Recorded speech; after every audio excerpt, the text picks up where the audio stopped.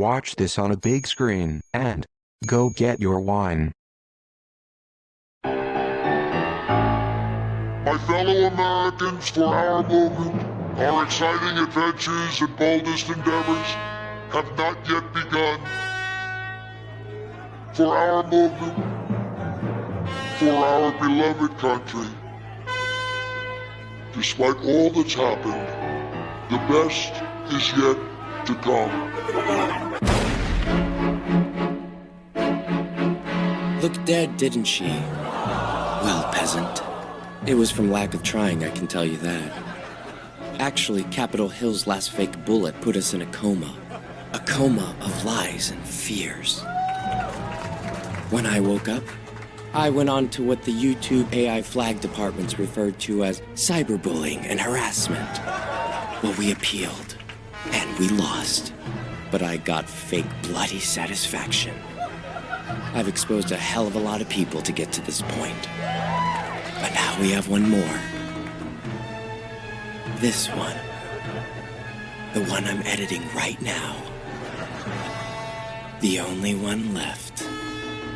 And as we travel through this investigation, I am gonna spill shills.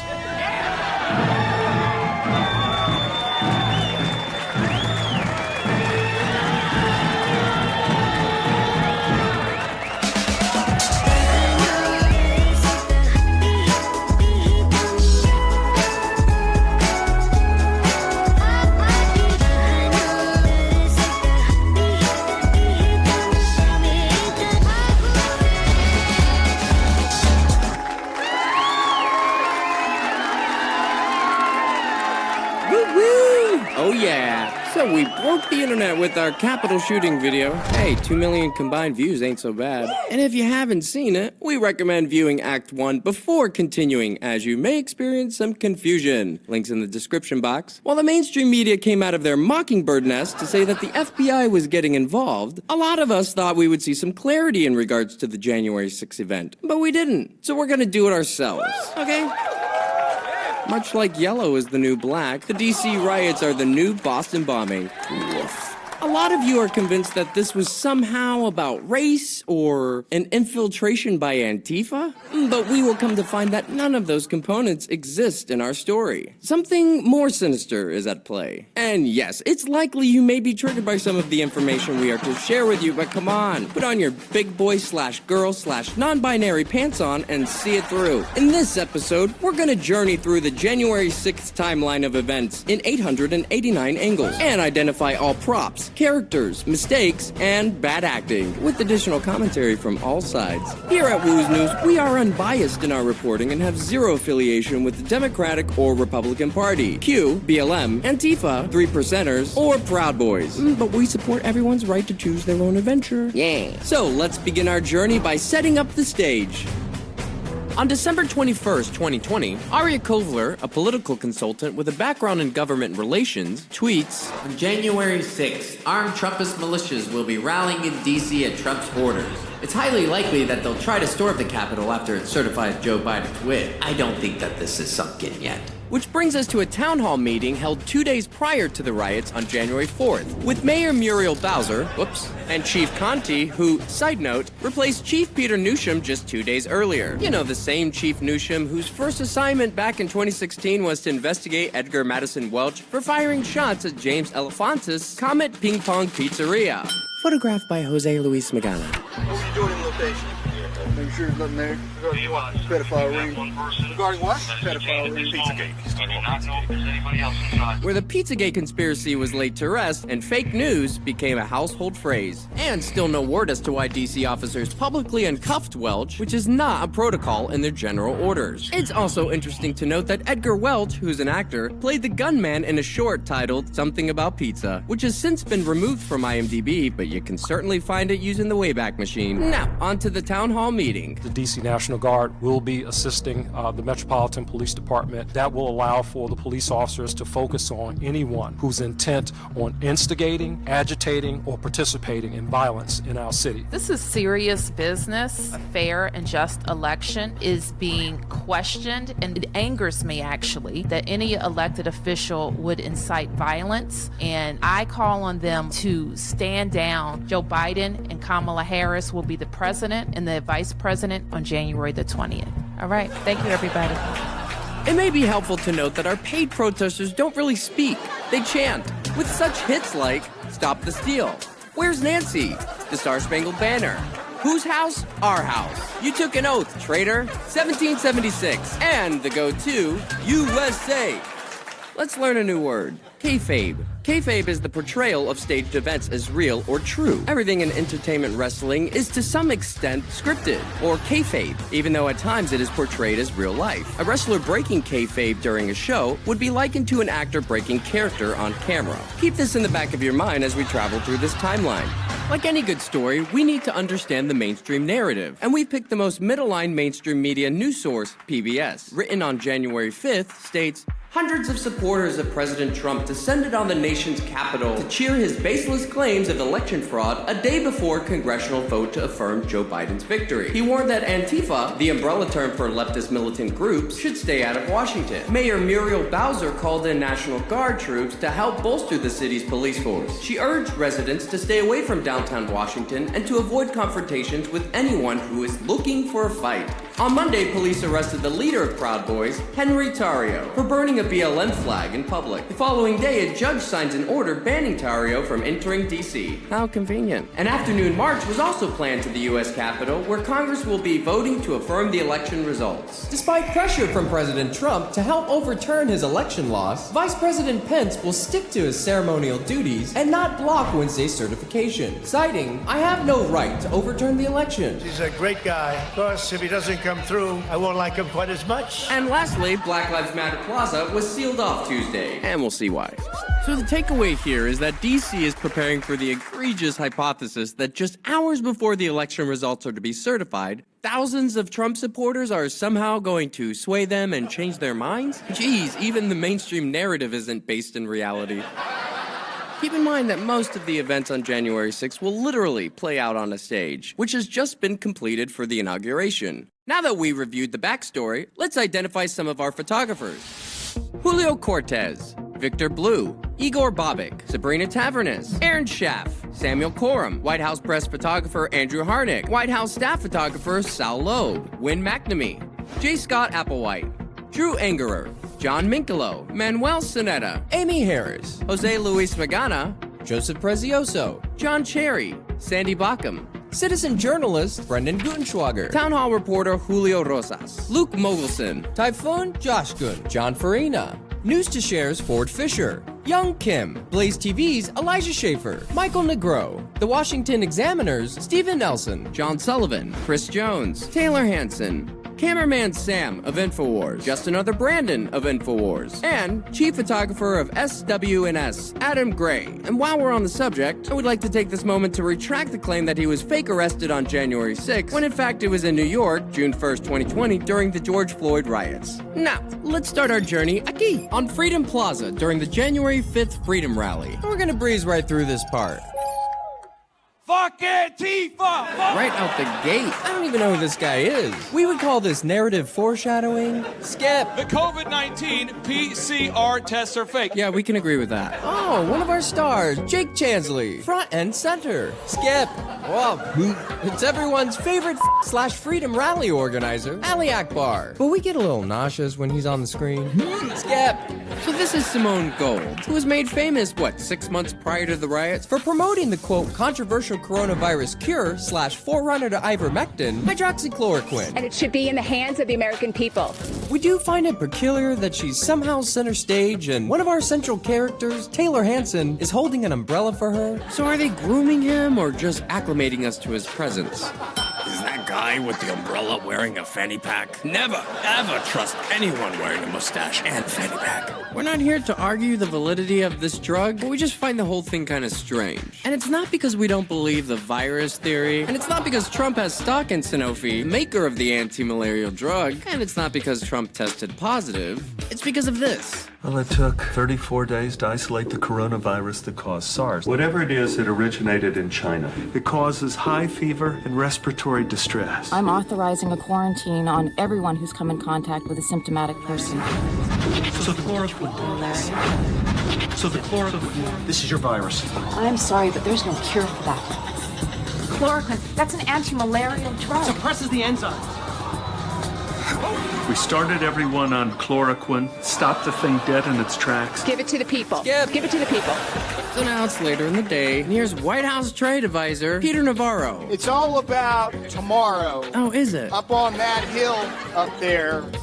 I'd like to see 1,000 more years of the United States of America. What the hell? Is Owen Troy a vampire? No one's saying anything. I don't know how this is gonna end. Sure you don't. But if they want to fight, they better believe they've got one. Jonesy, take a lozenge. So we hold up President Trump before the creator of the universe. The kayfabe is strong with these guys. Meanwhile, on South Capitol Street, the infamous, still unidentified suspect who allegedly placed 2 pipe bombs at the DNC and RNC. But we don't actually get to see that footage, and there will be no broadcast or mention of these images until tomorrow night. Just creeping around Capitol Hill for 30 minutes, looking like a Tier 3 sex offender. Shouldn't you be at Comet Ping Pong? Back to the main stage.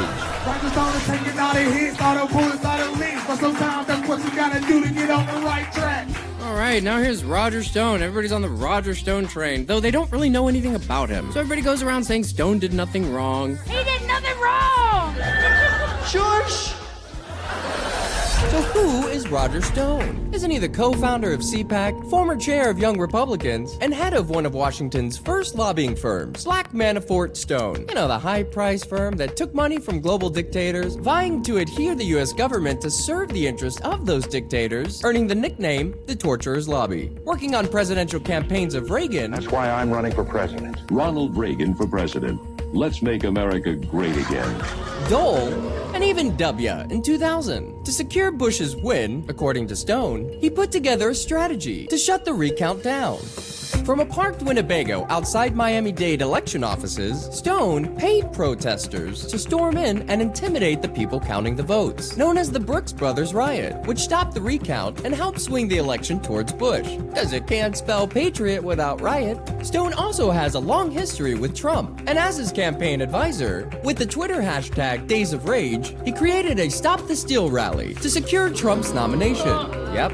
It's the Stop the Steal rally, and thousands of people outside protesting that. Stone claimed Ted Cruz and others in the Grand Old Party were plotting to take the nomination away from Trump at the 2016 convention, where he gave out the hotel rooms of the delegates. The Trump campaign is an insurrection. And even taken to the National Enquirer, alleging that Ted Cruz had 5 mistresses, which is interesting because 10 years prior, the National Enquirer revealed that, together with Stone's second wife, former model whose father served as Cuban diplomat before Castro took power, Nidia Bertrand, Stone posted ads in the magazine Local Swing Fever, seeking exceptional muscular hung men. Cut to 2020, Stone was convicted of lying to Congress during the investigation into Russian interference in the 2016 election and sentenced to 3 years in prison. And I'm an agent provocateur. Trump commuted the sentence and later issued a full pardon. I have 2 words to say. Thank you, Jesus. Lately, you can find our stars surrounded by an entourage of Proud Boys and Oath Keepers, knocking around with Bestie Jonesy, and you can often find him without his shirt on, getting that hot nuzzle action, and sporting his Nixon tat. Just keep an eye out for this one, okay? So the rally's over, and we're dropping the family Stones off at the Willard Hotel. And there it is, his key signature move, the peace sign. Or is it V for victory? Or you may think he's just trying to emulate Nixon, whom he worked for, back in 1972, for the administration in the Office of Economic Opportunity. Or could it very well be the Freemason hand gesture, Per benedictionem, sumae lucis, which translates to, by the blessing of the highest light. The gesture of benediction is changed into malediction when one looks at the double, or shadow, which is the intention of bringing about evil or curse. Photographed by Joseph Prezioso. And you're gonna see a lot of these guys doing other symbols and hand movements. We'll break that down later. And we'll come back to this spot later tonight. But for now, let's head over to BLM Plaza. I'm going to show you what kayfabe really looks like. Remember, Mayor Bowser and Chief Conti said that they had blocked off BLM Plaza. Oh, look at the cops scrambling! And now we're going to see why. So all of our players are coming together for Little Insurrection Eve After Hours K-Rally. But with a new twist in the storyline. All of our protesters are suddenly anti-cop, where historically, most Trump supporters back the blue. Just wait till you see their cop hate performance tomorrow. God bless the Patriots right now, cop. Okay, everyone is paid to be here, except one.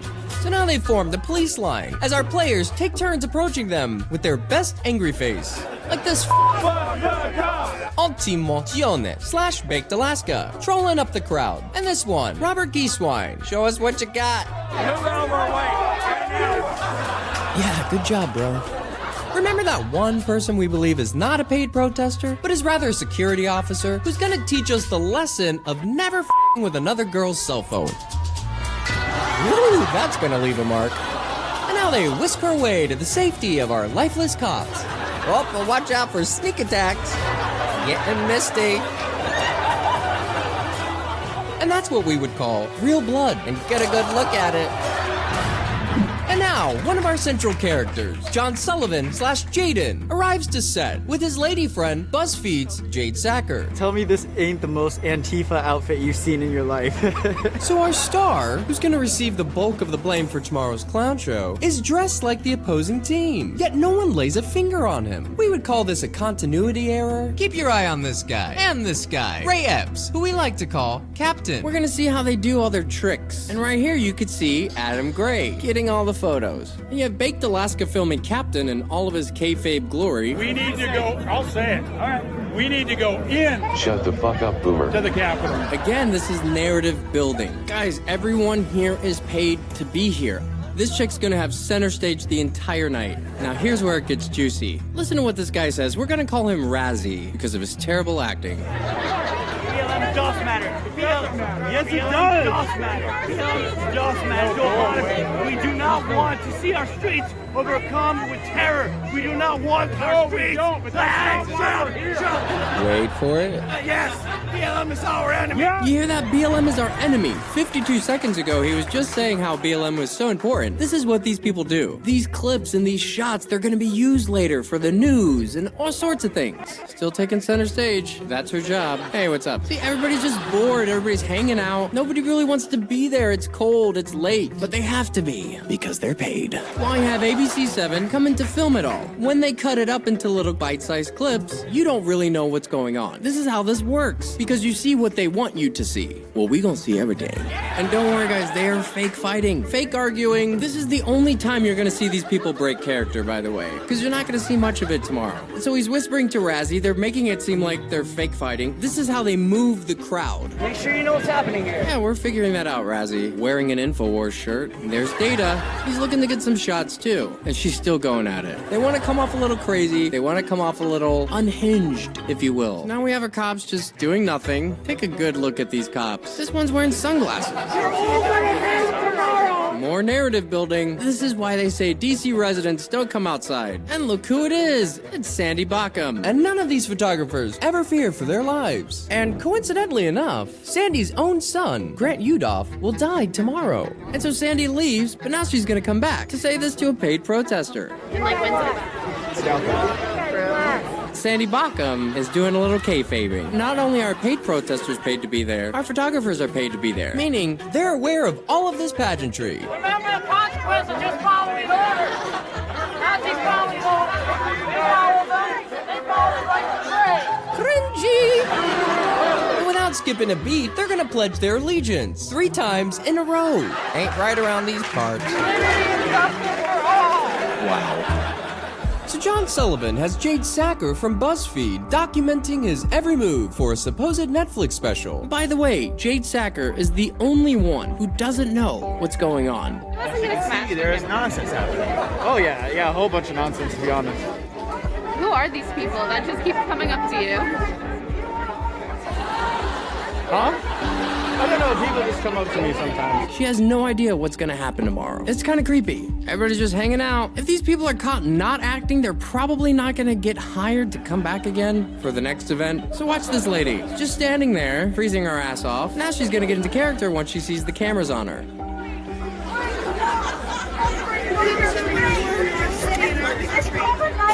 Yeah, and you're a part of it. What happened to Razzie?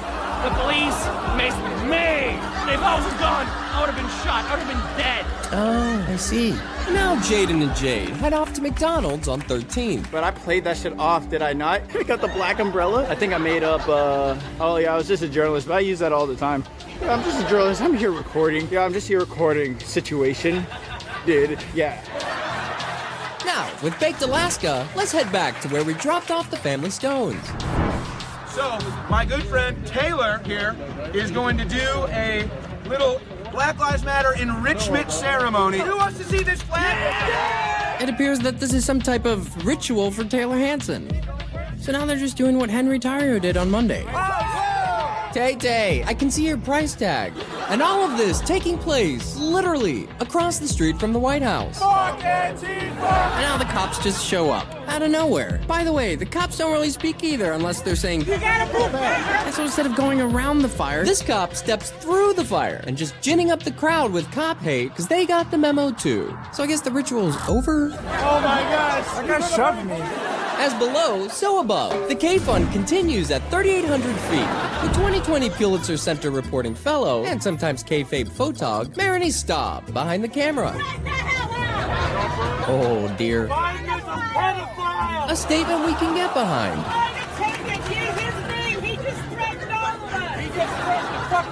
Oh Lord. I'm talking to you in the aisle. Have a seat, please. I think she's talking to you, Mary.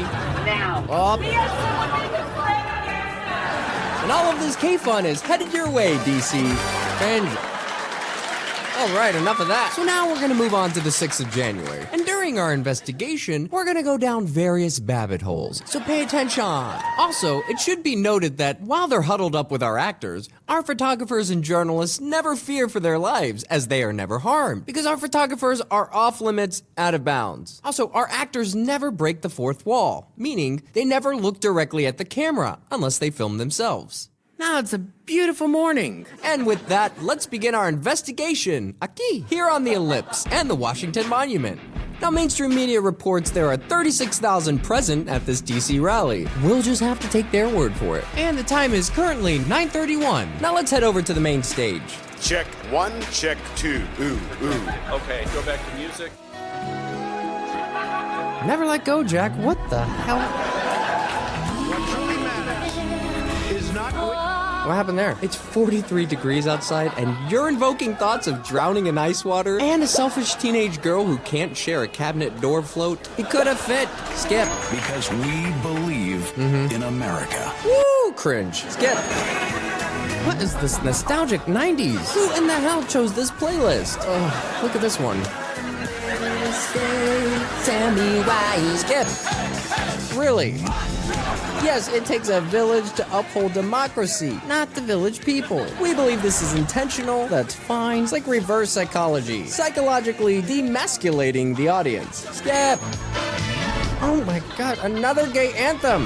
Now, let's check in 900 feet behind us. Alright, so now all the Proud Boys are all gathered at the Washington Monument. I am not allowed to say what's going to happen today because everyone's just going to have to watch. But who are these guys, mainstream media? They're far-right nationalists who flash white power signs throughout the day. Proud Boys, stand back and stand by. But where do these guys come from? Easy. Gavin McInnes. Ooh, not safe for work warning. Who's also the co-founder of the anti-conspiratorial propaganda news outlet Vice News. The Proud Boys, taking its name from the song Proud of Your Boy from the 2011 Disney musical Aladdin, was founded by McInnes in 2016, who are a self-described Western chauvinist fraternity, with its leader and chairman of the Elder Chapter, whatever the f that means, everyone's favorite FBI informant, Enrique Tarrio. Pictured here with this ridiculous t-shirt sold by a company owned by Tarrio. Yup. And Gavin McInnes, who worked at Glenn Beck's Blaze TV for a week, is the author of How to Piss in Public. I shit you not. And can often be seen playing with his anteater and sticking up his ass and then smelling it. Besties with political commentator Milo Yiannopoulos, you know, the Catholic conservative who denounced gay marriage, got gay married, then became ungay, but is still gay married? Interesting. The Catholic Herald / former Breitbart contributor rose to fame following the June 2016 staged Orlando nightclub shooting, where the following day, outside the nightclub, claimed that all of Islam was responsible for mistreating women and homosexuals. And Gavin was there too, where they made out. When Milo's not pledging his allegiance, yup, bathing in pig's blood, or hosting mock satanic rituals. We just completed our Satanist ritual. We're trying to get paid, baby. Mike Mark, how do you feel that your prospects as a Christian conservative activist are going to be affected by the Satanist ritual you just performed? It's lit.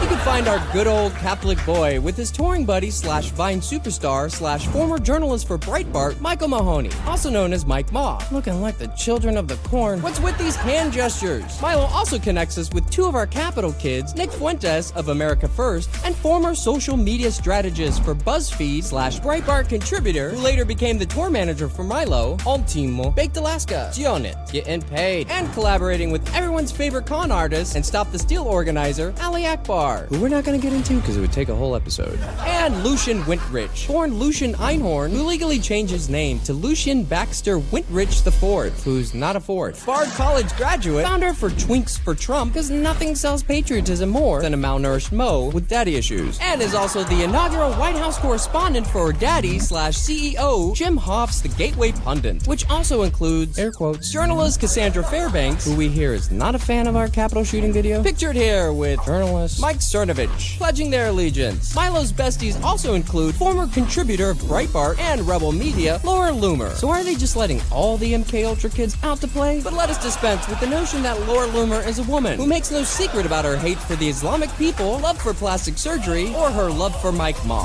Your hair and your eyes look so good. You're like beautiful. Thank you. We're just jealous because I have big tits and an Ashkenazi IQ. Yes, that's what it is.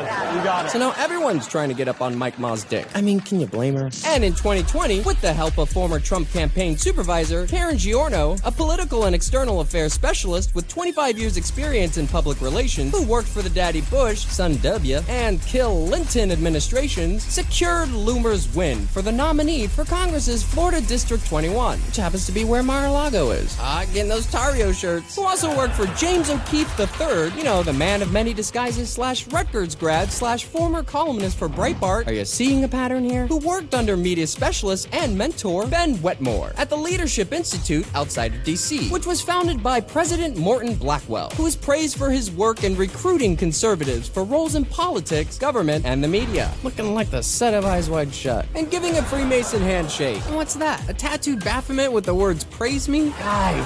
And it was O'Keefe's Project Veritas, whose sus and heavily edited, oftentimes downright staged, undercover videos that continue to enrage Republicans, filling their hearts with the hatred for the left. Hashtag divide and conquer. And sure, some of them may very well be good people, but make no mistake, they are manufactured and positioned accordingly, because all media personalities are grifters by necessity. So when these guys get banned from social media, the left says they deserve it because they're crazy racist. The right says the media is trying to censor them. The ban is proof of their authenticity, but they never consider that these bans may be part of the script. So they are hosted on other platforms, the echo chambers grow, and the donations flow. And all the while, big tech and government are intentionally stifling anyone, including us, who goes against the narrative. So ask yourselves, does this really look like the kind of kids who are truly invested in the well-being, prosperity, and happiness of Americans? Or someone who went to a fancy school, recruited, groomed, pumped full of money, and is now used as rooks in the psychological warfare for your mind? Back to the Proud Boys. I started the fire to get your attention.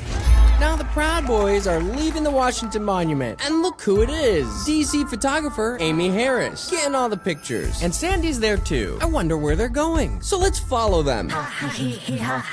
Photos by Pulitzer Prize winner DC photographer Carolyn Castor. See how they're all single filed? This is for the camera. So now they're passing Smithsonian Castle. And look, everyone's just following Amy, setting up all the good shots. So now they're crossing the street here at 4th. Everybody stop, everyone's stationary, and then they get the command to march past the camera and flash as many white power signs as possible. Don't worry, we're gonna come back to that. Now they're gonna stop to get some more photos. And you'll notice that this Joe Biggs character, he's one of the fall guys, constantly talking into his walkie-talkie, which we believe is a prop. Yes, it may work. Yes, he might be talking to someone, but that's not the purpose or the essence of it. They want to make it obvious. You don't want to make Americans think too much, so they see the radio and the earpiece, and they got the answer. Think optics. And Ordine's job is to ramble into the megaphone. I mean, they really gilded the lilies with this one. Now, let's head back to the stage.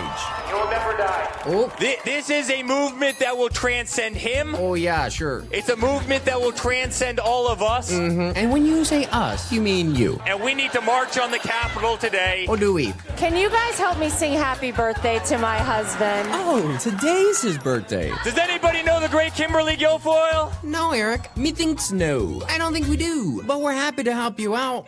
So, let's take a look at a simple mainstream timeline and see how Kim G's web connects us to an orgy of people.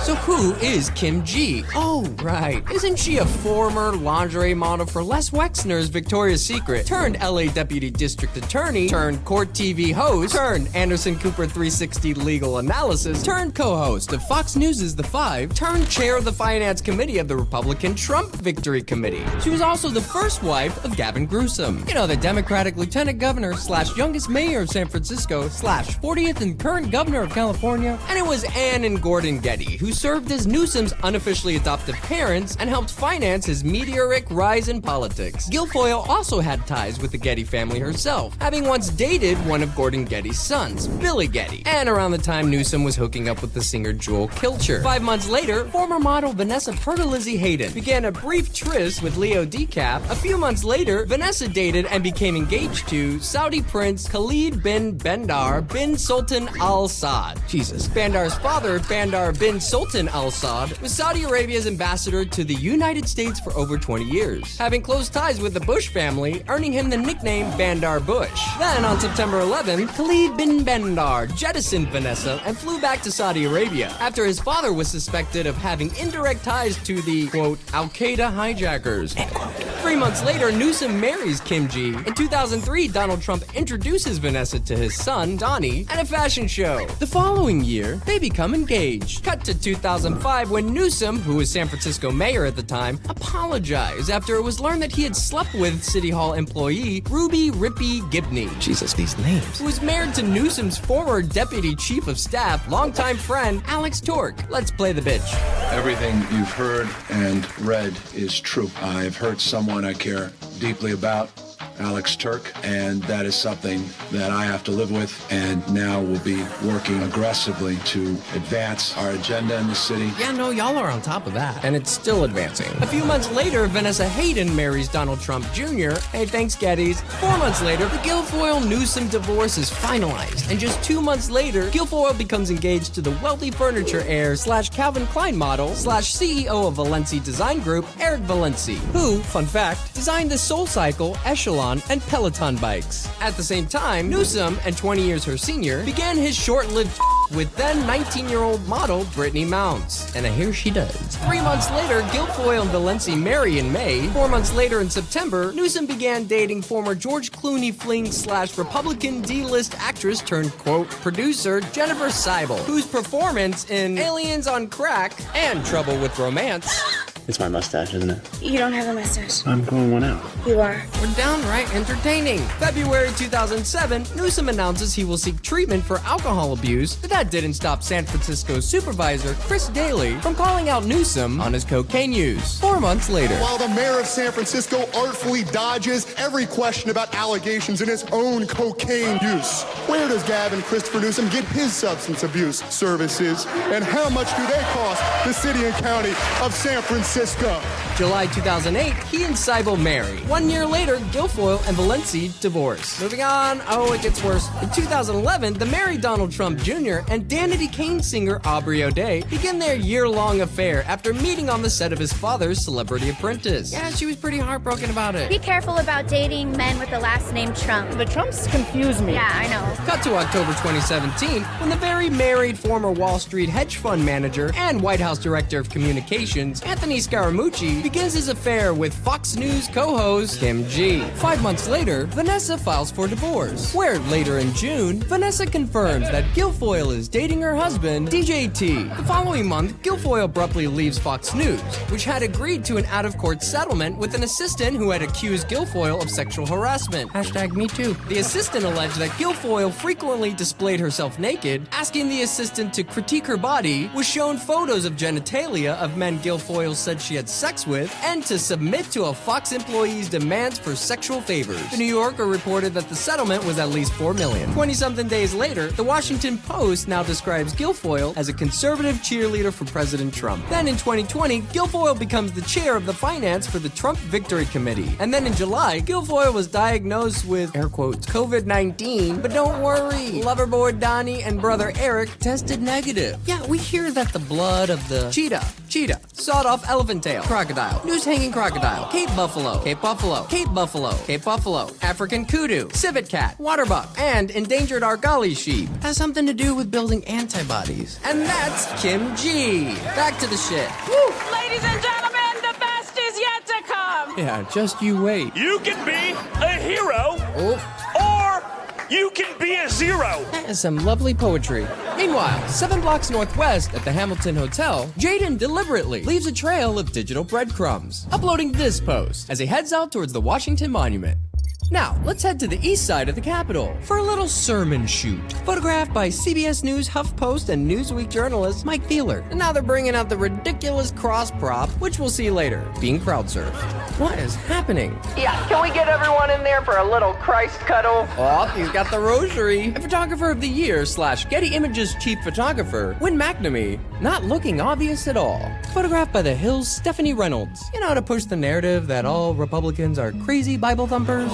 Back to the stage. If we're right, a lot of them will go to jail. No, they won't. No one's going to jail, bro. So? Rudy Giuliani lying through his dentures. Let's have trial by combat. Guys, why do you like him? Do you guys not remember? #never forget. Sorry to go off on another tangent, but we just gotta. On the day of 9/11, while the remains of the Twin Towers and World Trade Center 7 were still smoldering, one of Mayor Giuliani's first concerns was clearing away the evidence from the crime scene. The massive operation to haul away over 1.5 million tons of debris and to sell much of the steel to Chinese firm Bao Steel at discount prices was not just an overzealous approach to clearing the area, but was itself a crime. We were able to move 120 dump trucks out of the city last night, which will give you a sense of the work that was done overnight. This should have been the most protected, preserved, over-tested, and thorough investigation of a crime scene in world history. Sadly, it was not. What I didn't know for years, what was going on behind the scenes, was that evidence was being destroyed when it was shipped off. To add insult to this injury, in the mad scramble to get rid of the crime scene evidence, human remains from the World Trade Center had been left at the Fresh Kills landfill, where the debris was sorted and the steel was sold. In 2007, Eric Beck, a senior supervisor of the recycling facility that sifted the debris, admitted that some of those human remains ended up in a mixture that was used to pave roads and fill potholes in New York City. But as grotesque as such revelations are, they are not the most shocking part of Giuliani's 9/11 story. According to Giuliani, they had been told to evacuate because they had been given a warning that the Twin Towers were going to collapse. This despite the fact that there was no possible way for this to be predicted in the first hour of the unfolding disaster. I went down to the scene and we set up headquarters at 75 Barclay Street, and we were operating out of there when we were told that the World Trade Center was going to collapse. How come the people in the buildings weren't notified, and who else knew about this, and how do you sleep at night? Ma'am, I didn't know that the towers were going to collapse. Mayor Giuliani oversaw the illegal destruction of the 9/11 crime scene and is criminally liable for the deaths of hundreds of emergency workers for not passing on prior warnings about the collapses of the Twin Towers. It is no wonder, then, that the fire department of New York so passionately detests Giuliani for his actions in disgracing their fallen brothers and covering up the 9/11 crime. Rudy Giuliani has used the horrible events of September 11 to create a carefully crafted persona. The urban legend of America's mayor needs to be balanced by the truth. So what is the reward for Giuliani's criminal actions on 9/11? An offer to become the head of the Department of Homeland Security in the event of a Trump presidency, of course. You're really beautiful. Yeah, it's Rudy Giuliani as Maggie Smith. And a woman that looks like that has to have her own special scent. Oh, thank you. Getting a whiff of that nanothermite. Oh, you took his phone. Nope. Oh, Donald, I thought you were a gentleman. You can't say I didn't try. Moving on. So it's 11 o'clock and Trump, will delay his speech by an hour. Wonder why. So now the Proud Boys are heading east on Maryland Avenue Southwest towards the Garfield Monument. Hey, Geesewine. At the same time on 1st Street Southwest, Angel Walsh of Underground News Syndicate and her husband, Patrick of Newstime Live, begin live streaming on their way towards the Washington Monument when they intersect the Proud Boys. And like Jade Sacker, Angel and Patrick are unaware that they're surrounded by a bunch of paid protesters. And sorry about the quality. And this time code that we've added begins at 11:16. Luckily, this rare gem revealed some interesting clues and helped piece together the timeline of this little pilgrimage where they stopped to take the knee for a little K prayer while the media creates a perimeter around them. Get those pics? Oh, hey, cops. What the hell are those? Now the PBs resume their journey as our photogs find a new angle. And Angel Walsh in the middle of it all, just sticking out like a sore thumb. Who is getting all these good shots? Simple. The English U.S. correspondent for Newsnight, David Grossman, and British filmmaker Nick Quested, who was one of our stars during the June 2022 Capitol hearings, is there too. You haven't noticed, real men are here. Nope, hadn't noticed that, Ethan. But let's watch that again, on Angel's angle. Real men are here. Get that vid, Grossman. Guys, notice how they're a bit lax. No one's quite in their character yet, but they don't really need to be, because the show hasn't started. And all of this footage will be used as the backstory. You know, the moments leading up to the insurrection. So now they're heading north on 1st Street Northwest, towards the Peace Monument. Now here they're about to pass the west side of the Capitol entrance, or Obstacle 1. Don't worry, they'll be back in an hour. And they're just following all the photographers, just getting all the shots. Remember this cops for Act 3. We'll call it Dilly. Press, separate yourselves from our crew. And they do, but not Angel, who's now being eyed by Nordine. Now they all get into character. Just as they approach the peace camp, right on time. And Nordine still watching Angel, while Grossman's on the down low. Hey, tighten it up, boys, tighten it up. Right side. Now they turn right on Pennsylvania Avenue Northwest and hold for others to catch up. Hey, again, guys, when we get bottlenecked like this, really pay attention to people coming into our ranks. He's talking about you, Angel, who is now the only one amongst them filming, as her husband, Patrick, who's at the back of the line, goes live. Back to Angel, where on our left, you can see some background actors changing into their SWAT gear, while Amy Harris drudges along. Now let's get a better look with Nick Quested's angle. Yeah, hope it fits. As Patrick catches up with Angel. And without missing a beat, for the first time today, our paid protesters give their best cop hate performance. Yeah, fuck your pension, do your job, Guess that's it for now. Okay. Yeah, make sure you turn in your vouchers to wardrobe people. And then this happens. You with us? Proud Boys, you with us? Uh-oh. What do you mean? Well, we need you to stay on the side. We don't want you guys to come in and break the ranks, please. But it's just for protection because you can confuse us. God bless you, Stacey. All right, bless you. Okay, so, yeah, they don't want me here. Who said that? One of the Proud Boys. He says, are you with us? I said, who? The speaker was eyeballing me, so no clue why. Pretty sure they don't want us here. But Patrick doesn't care. Oh, I don't care. And they continue anyway. Meanwhile, a large group of actors are headed east on Constitution and 2nd. We are going to the Capitol! Thanks for the tip. Where our problems are! Yeah, your problems are all around you. It's that direction! Actually, could you write that down? All right, look at this. We're gonna break this down real quick. Okay, so that's Red, and this is what he looks like unmasked. Are you watching Gateway Pundit? We know how bad you wanted to find this guy, so here he is. But watch what his buddy does. So So he just pulls this guy's camera down. Notice the cameraman doesn't react or even look up to see who did it, which leads us to believe he knew it was gonna happen. And this group is coming from 7th and Constitution Avenue. So all these groups are coming your way. We're gonna storm the fucking Capitol. Fuck you fuckers. Bro, lay off the meth. So let's see if Trump's arrived yet. Nope. Nothing says stopping the steal more than a song about when the government suicided a Hollywood MK Ultra victim in the 60s. Oh, the sneaky Proud Boys are off, cutting a right at Delaware Avenue towards the east side of the Capitol. Photo by Leah Millis. Guess we can't go that way. And look at all this media, ready to go. No one's here to see Trump, apparently, as the Proud Boys cut across the East Lawn to take another little pit stop amongst the early East Side crisis actors. And for our gematria friends, orange equals to 33 in full reduction. And now the PBs get the command to resume their little tour de capitale and march south. We'll come back to this one. And down to the east entrance steps, where they reemerge. Photographed by Amy Harris. Now, why would they come all the way over here? What do you think it's gonna be, guys? I think it might have something to do with white supremacy. 9. I like your bat, geese swine. Harris discussing the next shot. Tighten up, tighten up. Tighten up, because we're about to have a massive photo shoot. Antifa. Video by Daily Beast photographer Will Summer. Now all these photographers come in like some kind of train or a gangbang. Amanda on her knees, getting up in there. Photographed by Amanda Andrade Rhodes. Jim Urquhart. Let's take a look at one of his photos back in November 2020. Does this look authentic? Does this look organic? Take a good look at it, see how they're all spaced, and holding a posture. It's imperative to learn these tricks of the trade. So John Cherry gets the best pick, who won the Pulitzer Prize for this photo. Now this picture was taken at 11:54. A member of a group of Proud Boys east of the Capitol makes the white power okay gesture. Ironically enough, this photograph was taken by Alfred Barnes.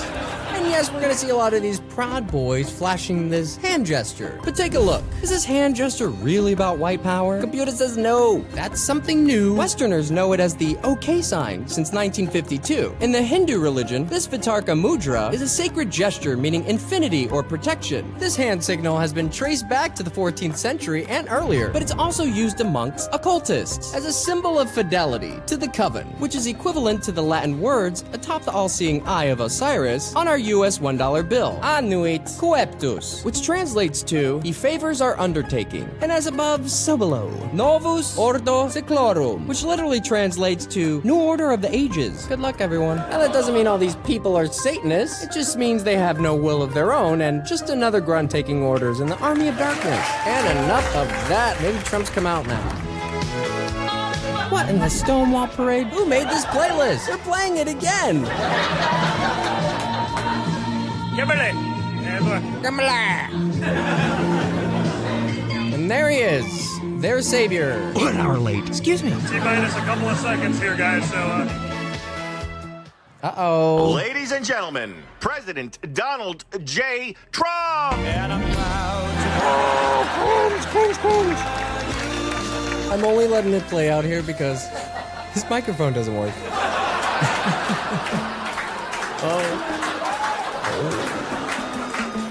What's that all about?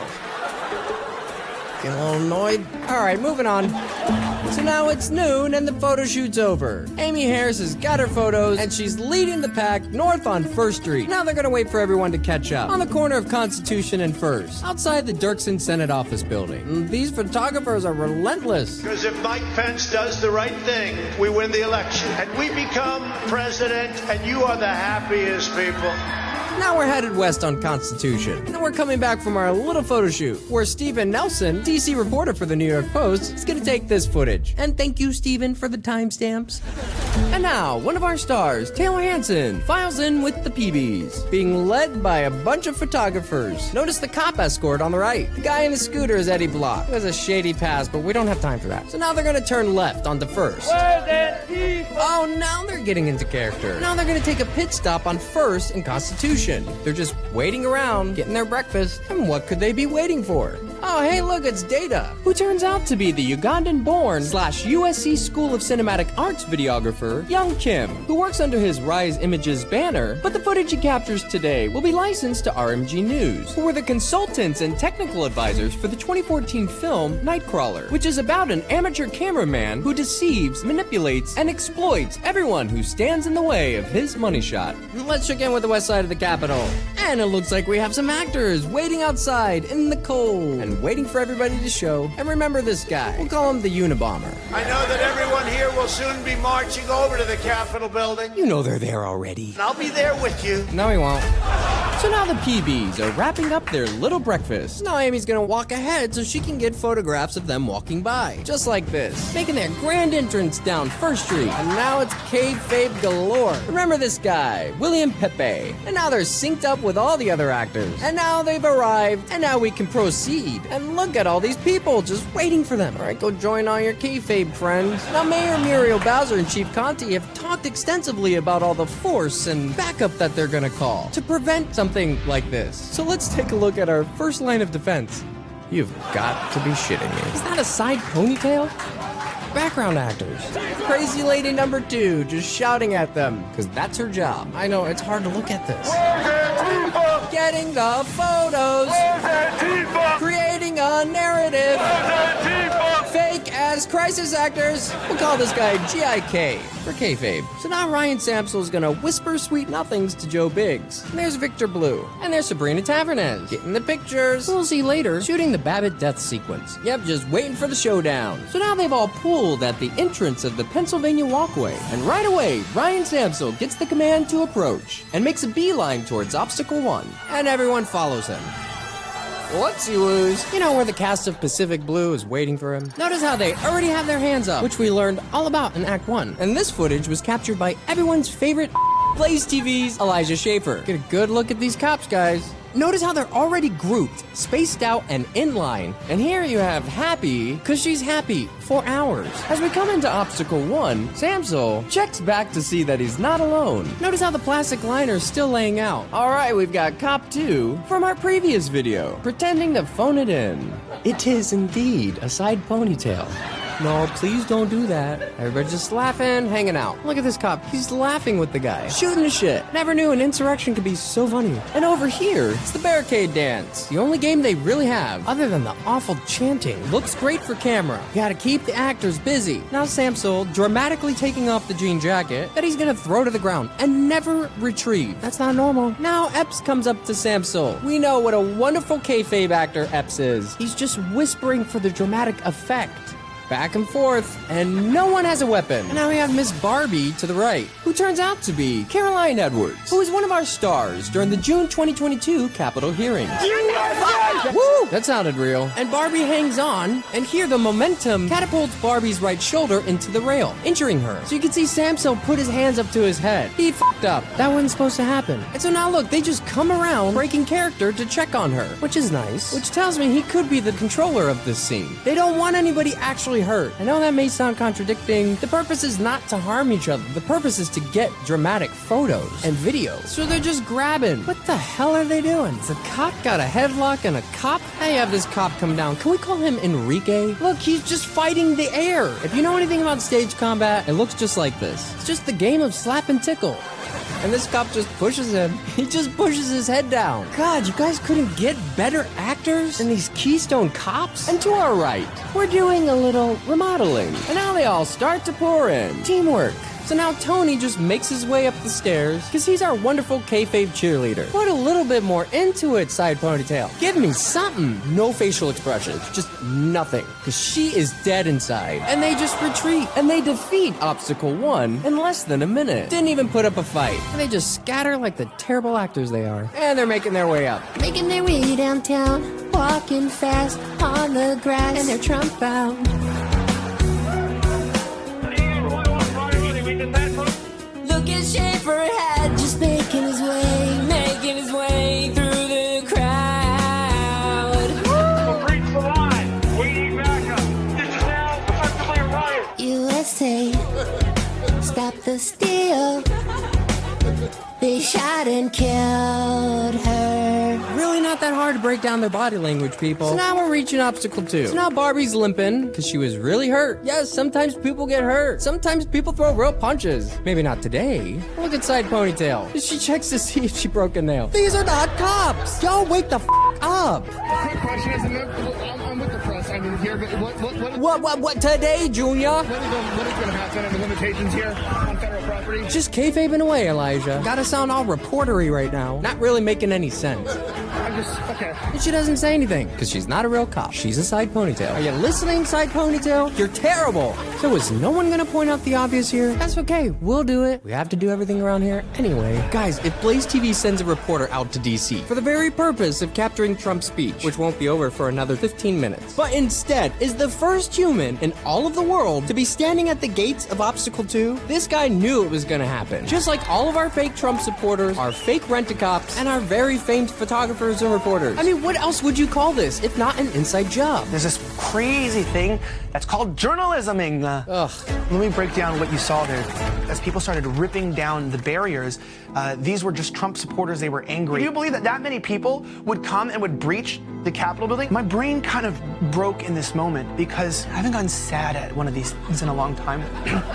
I've never breathed so much tear gas in my life. My body is full of hives. My neck and my face are burned. I can't eat food. I've been vomiting all day. My own saliva hurts my throat. It's very painful.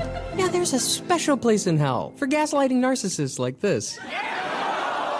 Back at Obstacle 2, our K-cops are just kayfabe and chill. And now they just pull the barricades away. The cops don't do a damn thing. Hey, Pepe! The cops just watch. Look at all this teamwork. And Ryan Samsel takes the lead. Again, what do you think he's gonna go do? And what are these floor signs? Well, Cop 2 does his best kayfabing, just standing there. And they're gonna hang here on the Pennsylvania walkway for a minute, which is exactly how long it takes to defeat Obstacle 2, as Aaron Mostovsky makes his way in. We storming the Capitol. Ugh, now Unabomber's coming into the scene. Oh, just a little nudgy. We'll see this cop, Epps, later. Not to be confused with our captain, Ray Epps. So as they're filing in, we can see these mini fire extinguishers on top of these plastic fire mates, already set out. There's Victor Blue. Good job, Pepe. I like your radio. What in the hell? They're just filing in. We want Zorro! What, for your paycheck? Silly, you have to complete the job first, and they'll hire just about anyone. See this black fence here? We'll see this come down in about 2 minutes, and it comes out like butter. So as we're coming into the scene, Ryan Samsel goes up to Barbie and apologizes again, but she looks pissed. It looks like Ryan gets defensive. Alright, someone's getting fake arrested in the back, and here we have InfoWars turned Elijah Schaefer co-host, Savannah Hernandez, doing some journalisming. Well, look what the cat dragged in. Sabrina Tavernez, complete with her helmet, looking unsure. How would she know to bring a helmet? And this guy is photojournalist John Farina. Ooh, cops doing some Meisner. They're just all standing around, not really sure what to do. They're buying time. They need everybody to fill this space, because people are still coming. Remember this blue tape, and they just file right in. Another fire extinguisher. This whole time they have guns, but they never use them. Enrique and Camel trying to make love. I put him on. Something tells me that Camel is ex-military. Oof, God, imagine waking up to that every morning. Well, here's the fake arrest. Tay-Tay and Savannah getting it all right in front of Laffy, who's still laughing. And these black crates, in case you were wondering, contain audio equipment and loudspeaker systems rented from MSI or Maryland Sound International. Notice how all these guys know to chant the same thing? Whoa. We're so bad, why can't we come? Oh. Tay-Tay and Savannah swapping dick pics. I have Aaron in the background, kayfabing his little Jewish heart out. Emphasis on little. Nordine getting some Tecate. We'll call this cop Carl. And now we're gonna remove the black fence. Boom, comes right out. Let's go! As they file into the Lower West Plaza. And this Dollar General fence easily snaps for your convenience. And here you have John and Amy Schubert, who we like to call Freedom. And they just walk on through. Yeah, let's move a little faster, people. Hey, it's Happy. And look at all these crisis actors behind them. Back on the West Lawn, this footage comes from Town Hall reporter Julio Rosas, who wasn't tipped off about this at all. Would really love to know what's happening under that tent. Oh, all the hard work they put into lining that fence. And they just walk right in. Chief Conti, where are all your men? Sure does bring new light to the word acting, Chief. These are still actors, guys. With that many people involved, somebody would have said something to the news. Now they come in, they're making their way towards the southwest scaffolding, with Camel leading them. God, Epps, put a little more into it. What do you think's going to happen right now? Where do you think they're going? Another fire extinguisher. I know, it's cold, guys, but this is gonna be in the history books. It almost seems so rehearsed. Oh, someone's knocked over a fire extinguisher. Wonder what it'll be used for. Nordine, are you drunk? It's okay if you are. Maybe it'll just add more to your character. Side ponytail. She's like a wallflower. Now this guy right here is Karn, and he's the star of the scene that's about to take place. Notice this guy in the background. He runs, and then he slows down as Cop 2 goes to give him a gentle hug. Just brings him back into the scene. And where's Major going? I'm gonna tell you what they're doing in just a second. Listen to what this old guy says. Did you hear what he said? Go ahead and push me down. Play into me. What do you think, folks? They're getting ready to spray. Are they summoning the powers of Miss Cleo? Everyone's psychic. Notice the cooler. Notice the lumber in the background. Notice his bag of trash. Or bag of props. Got Unabomber trading beauty secrets. We'll call this guy here Dr. T. Here we're about to unveil one of our smoking guns. Notice the pile of lumber sitting here. It will be used later. Now watch this. Insert bull. We got more people coming up. Let's get them down here on the platform. Or what's left of it. And Bull is our stunt guy, who turns out to be 33-year-old Iraq war veteran Landon Kenneth Copeland. And he probably charges a lot because we only have him for 20 minutes. And that's our cop Major, who just brought him in. Now as our cops are bringing Bull in, we're gonna have a little Turkish delight, a little mini scene to warm up the kids. Get that shot at him. He's gonna climb to the top. What do you think's gonna happen? It's just a little mini show to get everybody in the spirit, and they take him down. And it probably just serves as some type of distraction. We're gonna see little mini shows later. And here's the guy who tried to go in earlier, taking the knee. Notice this guy in the black, kayfabing, like he got maced. So this guy escorts him away from this area. He's the one who came in with Bull. Notice the ladder and the cones in the background. We'll see those later.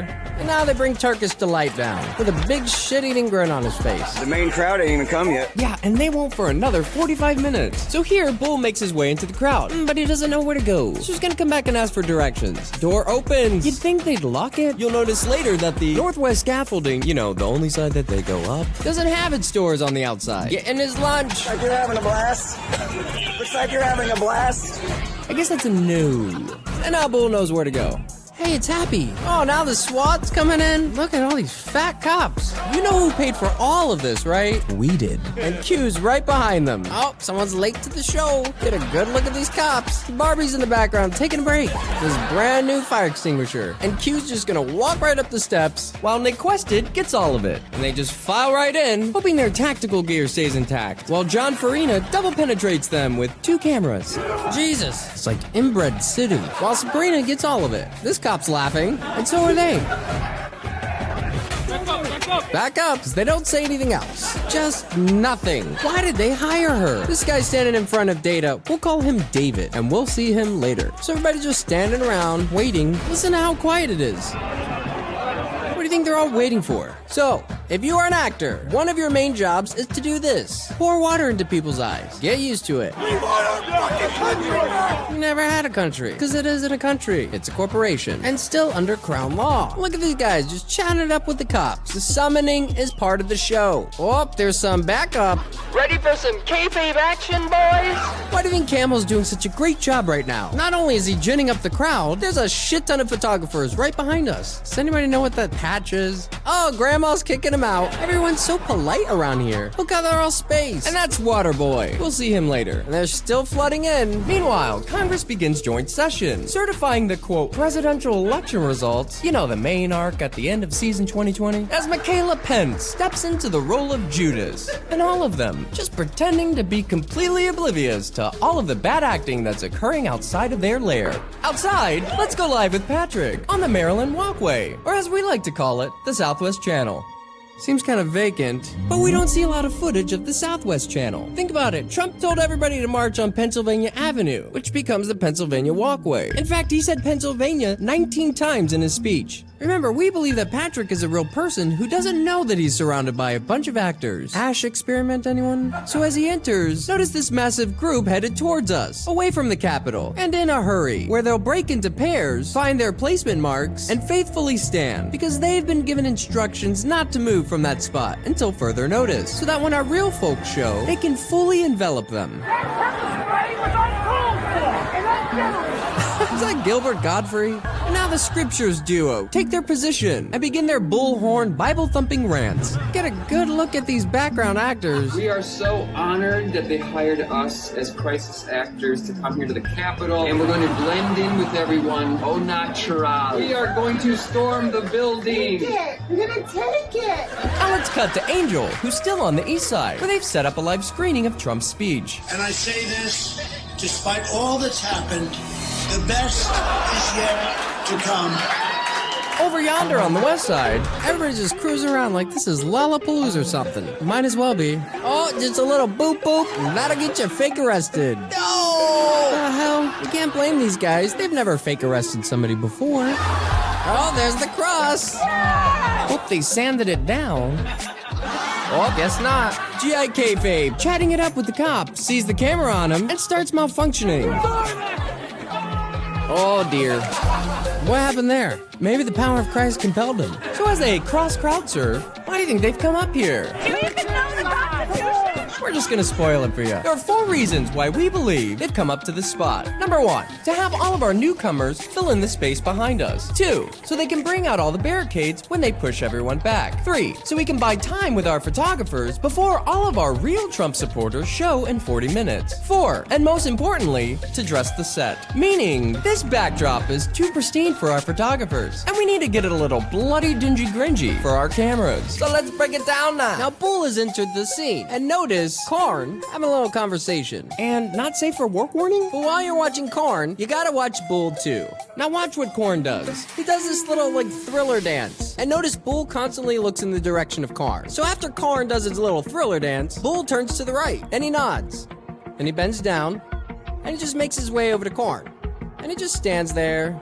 And then he puts his arm around him. The story goes is that Karn is shot with a rubber bullet in the cheek, and it pisses Bull off. So let's see if it really happened. This is the impetus that Bull needs to get all riled up, because he's our stunt guy. Now let's take a look at this blood. Now the color of this blood looks completely different than this. And the spatter here doesn't really resemble a cheek wound. We've got a bottle of peroxide in the back, and they're gonna get as much fake blood in this area as possible. And then they're gonna trample through it. And now you see what we mean by dressing the set. So now Karn just nonchalantly spits the blood capsule into his bottle. And now Melina enters. She just pours water onto the wound. Notice that Karn doesn't even look to see who's doing it. He just expects it. She's the source of all the spatter, dressing the set. Don't put water, you got caught. And she dumps some more water on the blood. And now he squats, so Samsel and Pudge can treat him. So if you're wondering what that is, it's wound sealer. And when they do these types of drills, they would treat this like a real wound. And take a good look at it. And this is what it's gonna look like later. So now he's gonna try to take it out. No, leave it in there. Just leave it in there. Leave the ball in there. Now listen to what Melina says. He needs a medic. He needs a medic. I am the medic. She forgot she was the medic. He needs a medic. I am the medic. Okay, you want me to leave it in there? Notice the radio, and unlike Biggs, not for optics. Makes you wonder why they would have wound sealer and peroxide on them. Jesus. Now this footage was taken by Data, and unfortunately, this is all we have to piece together. And all of the footage that people have, there's cuts in it, with the exception of Jaden. Just checking in, does this look real? Does that look real? Getting all the pictures. And this fake cop, we'll call him Trapper. Notice his nameplate is missing, as he exaggerates a dramatic, muffled monologue. You can see Melina holds up a can of Wound Sept Plus, because she's gonna disinfect him. No, she doesn't. She doesn't take him anywhere. And you can see Karn tilt his blood bottle, and Chief just watches along. They're just buying time. And remember, Karn has a big photo shoot later, while Nick Quested gobbles it up with 2 cameras. So this cop's gonna bend down to check on Karn, just keep spitting in that bottle, because we're gonna use that later. And now the cop attempts to escort him, but he's intercepted by Samsel. I'm with them. Ugh. Okay, this isn't a league of their own. Let's get ready to kayfabe! Samsel, less fake anger and background. Oh, I can't believe it, JR.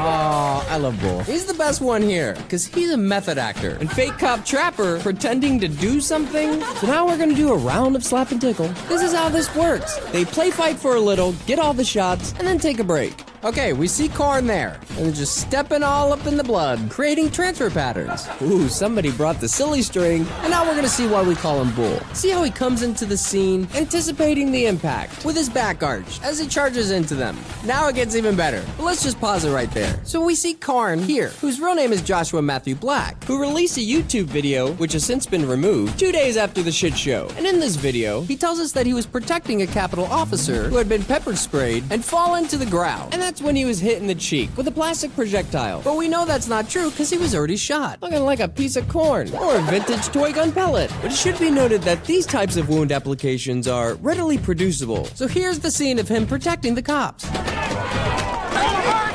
Don't hurt him! Did you hear that crunch? That's his blood bottle. Oh god. And Bull gets in another shove. Back still arched. Don't tase me, bro. Yeah, you remember that viral phrase from the 2007 University of Florida incident where police tased Andrew Meyer for asking John Kerry if he was a member of the Skull and Bones fraternity? Which he is. 322, baby. Oh, watch out for sneakies. Well, this cop signals for a reset. So look at this cop. We'll call him Lieutenant. Now, where do you think he's going right now? Looks like he's going over to Bull, but he's stopped by Falafel. Cringe. So now he goes over to Bull to direct him to a new setup to his right.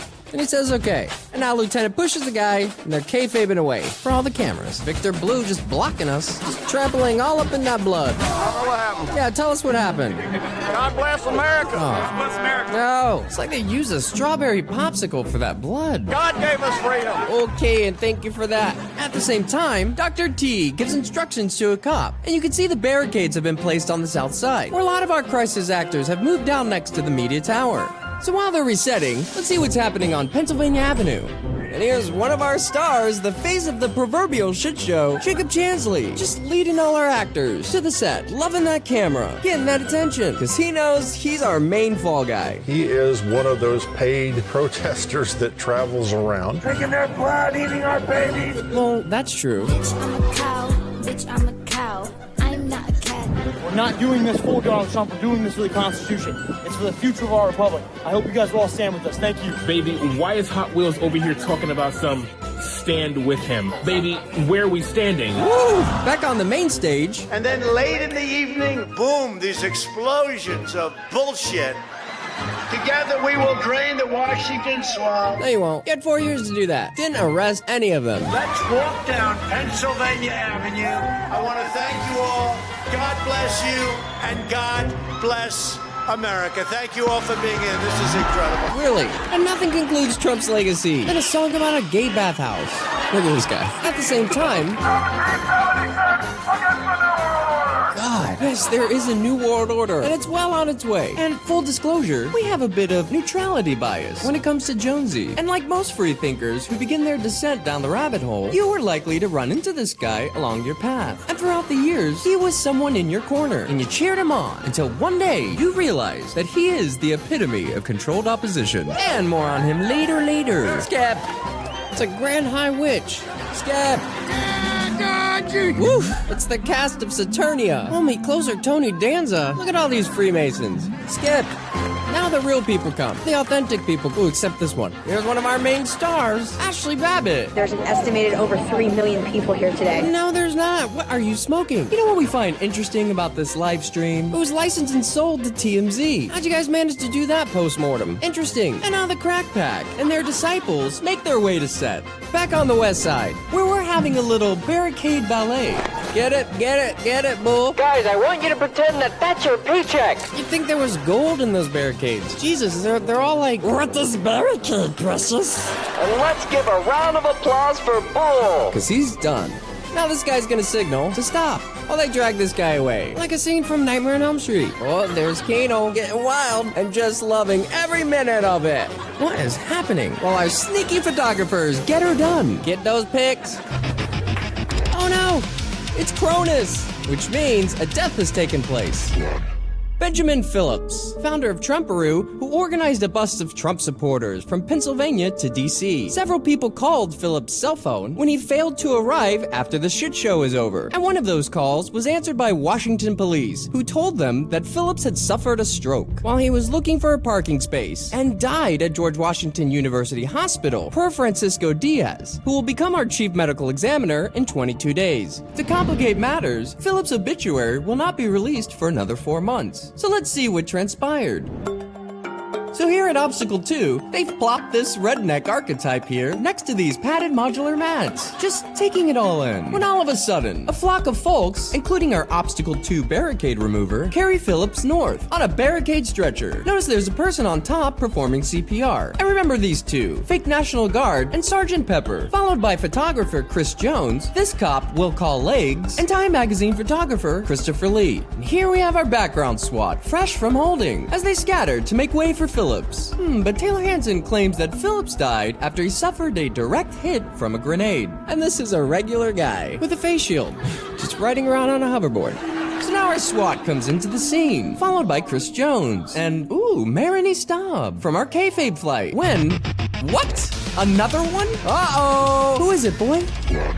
Kevin Greason. Greason, a 55-year-old father of 5 from Alabama, who worked at the Goodyear tire plant in Decatur, had a history of high blood pressure, and in the midst of the excitement, suffered a heart attack. According to his wife, she was on the phone with him when he actually died, and spoke with the person who attempted to resuscitate him. To make matters worse, posts circulating on Twitter and Facebook claimed that while Greason attempted to steal a portrait in the Capitol, suffered a heart attack after he repeatedly tased himself in the scrotum. So let's see how it went down.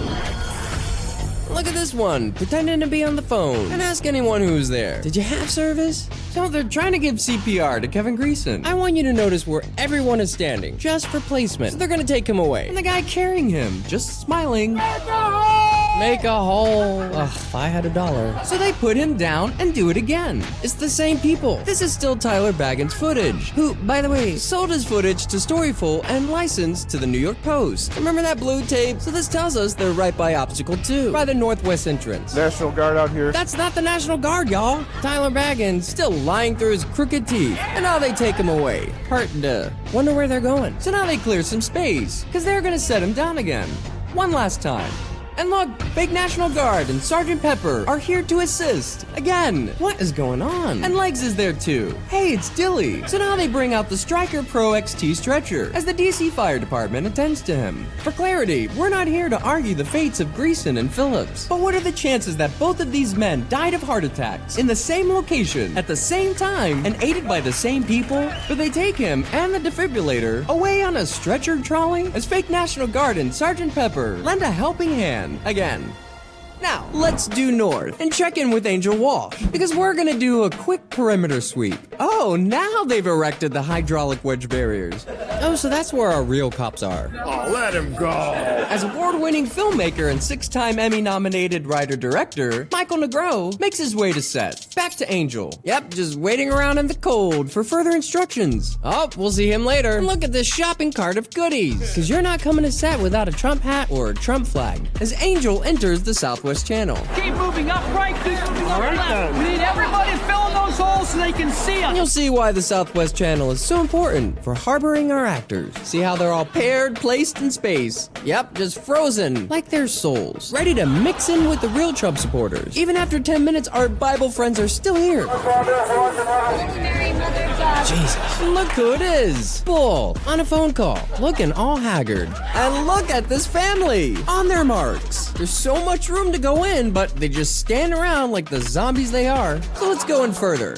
Oh, we've got some Oscar-winning performances. Roger! At the same time, David there, living his best life. And this footage comes from photographer foe Benjamin Diaz, who has a lot of experience capturing these staged events. Oh, and now our photographer joins us. Now Benjamin's gonna elicit some commentary from this man-child. I think that they should be focusing on Antifa, spraying them and not us. Whoop, more narrative building from children. We will not bend! We will not break! Cringy! Take a look at these people! cringy.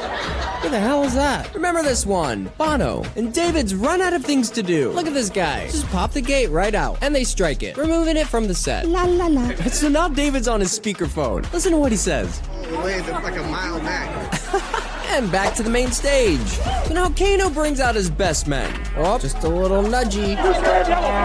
Woo! When translated into kayfabe, that's just a little tickle. Now another round of bury the treasure as we shift your focus to the camera crew. You know, the ones who capture the lie, then packaged and sent out to you for your attention. And it works every time. Snap, snap. Oh, Kano roiding out. Okay.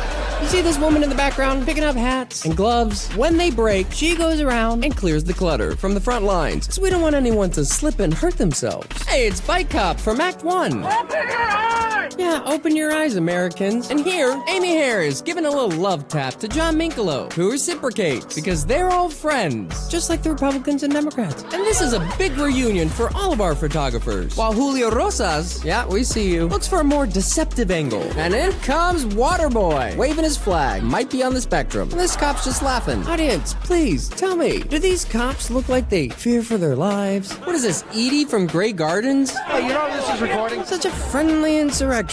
Still giggling like a little schoolgirl. Oh, he's got the rosary out. Now I just need some garlic. Yeah, just smiley Savannah over here. Why do you think he's posing with the rosary like that? All right, let's pause it right there for some context. You are evil! Egypt, 2012. What do you think this is?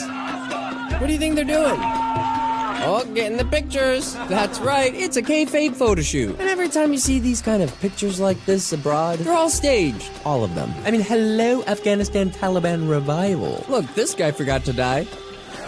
Yeah, holding the Bible open.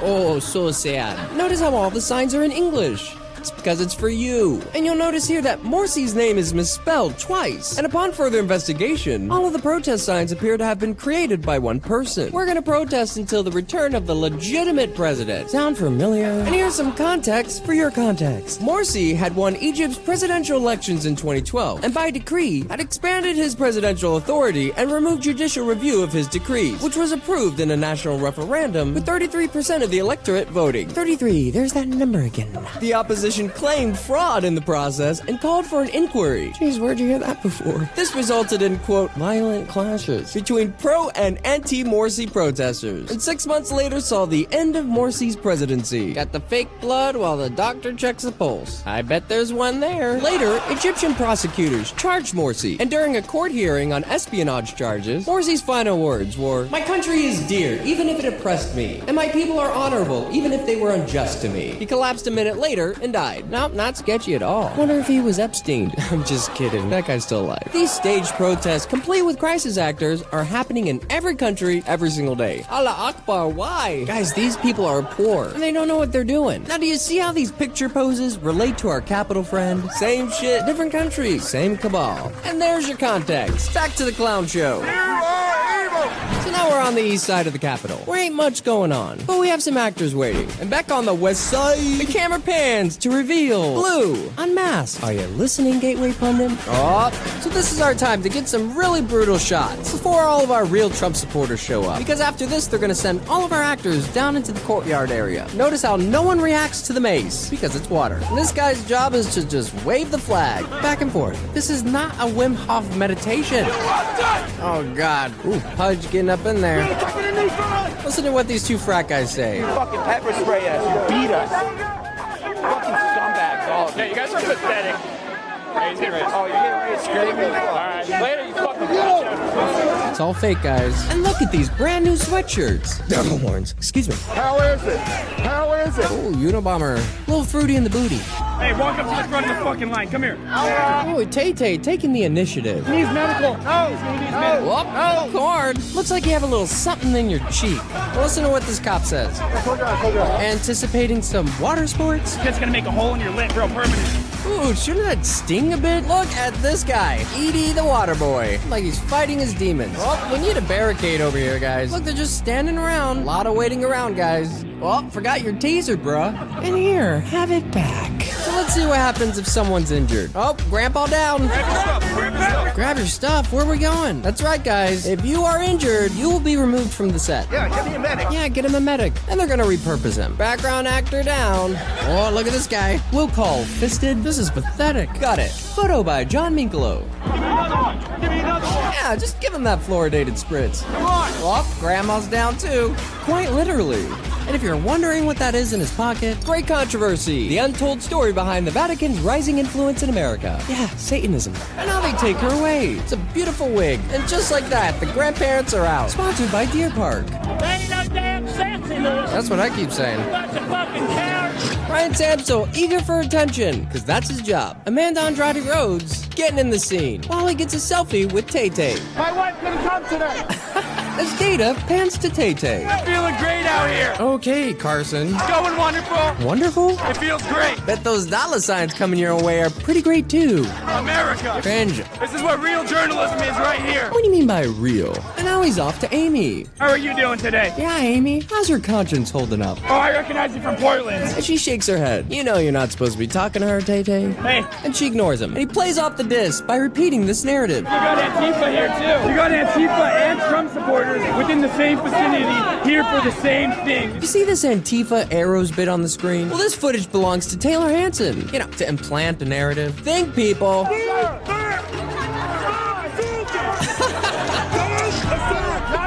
And that's exactly what's gonna happen. I know they bring out that missing barricade. Edie's still clinging to this water bottle. Why do you think he's just standing here? Because he's waiting for all the photographers to show. And here they are. Now they can proceed. Oh, they got the lumber. So they spray him down with a little turmeric water. Now they're gonna hose him down. Hey, geese swine. If Tyler Baggins were here, he'd call this guy National Guard, who's gotten very clingy with Edie. Yep, just guiding him around like he's Ann Sullivan. You might have to Google it. Photographers look a little bit inconspicuous, while they got Korn behind them, who's now become an asset.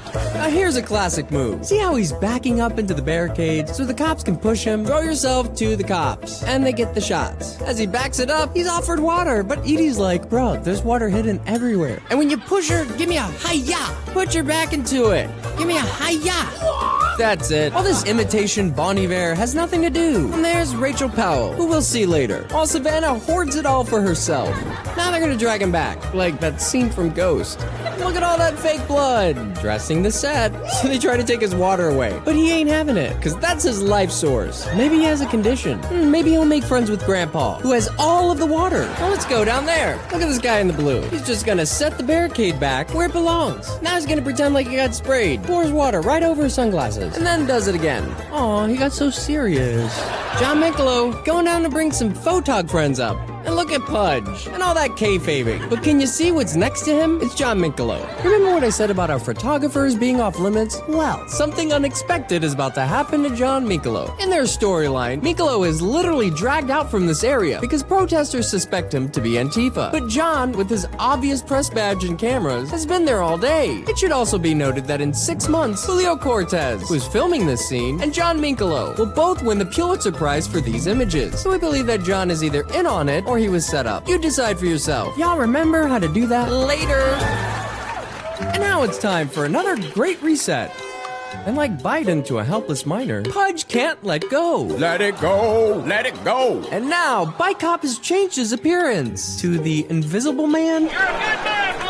Hey, Blue, you're a good man! Yeah, Pudge, take a break, like Barbie. And below our star kayfabe photog Brennan Goonschwager, Jacob Chansley has arrived to set as he climbs the media tower. So while our real Trump supporters file in during our reset, let's make some friends. Watch this guy, kayfabing his little heart out when he sees the camera on him and self-cringes. Oh, getting a little shy. And this one.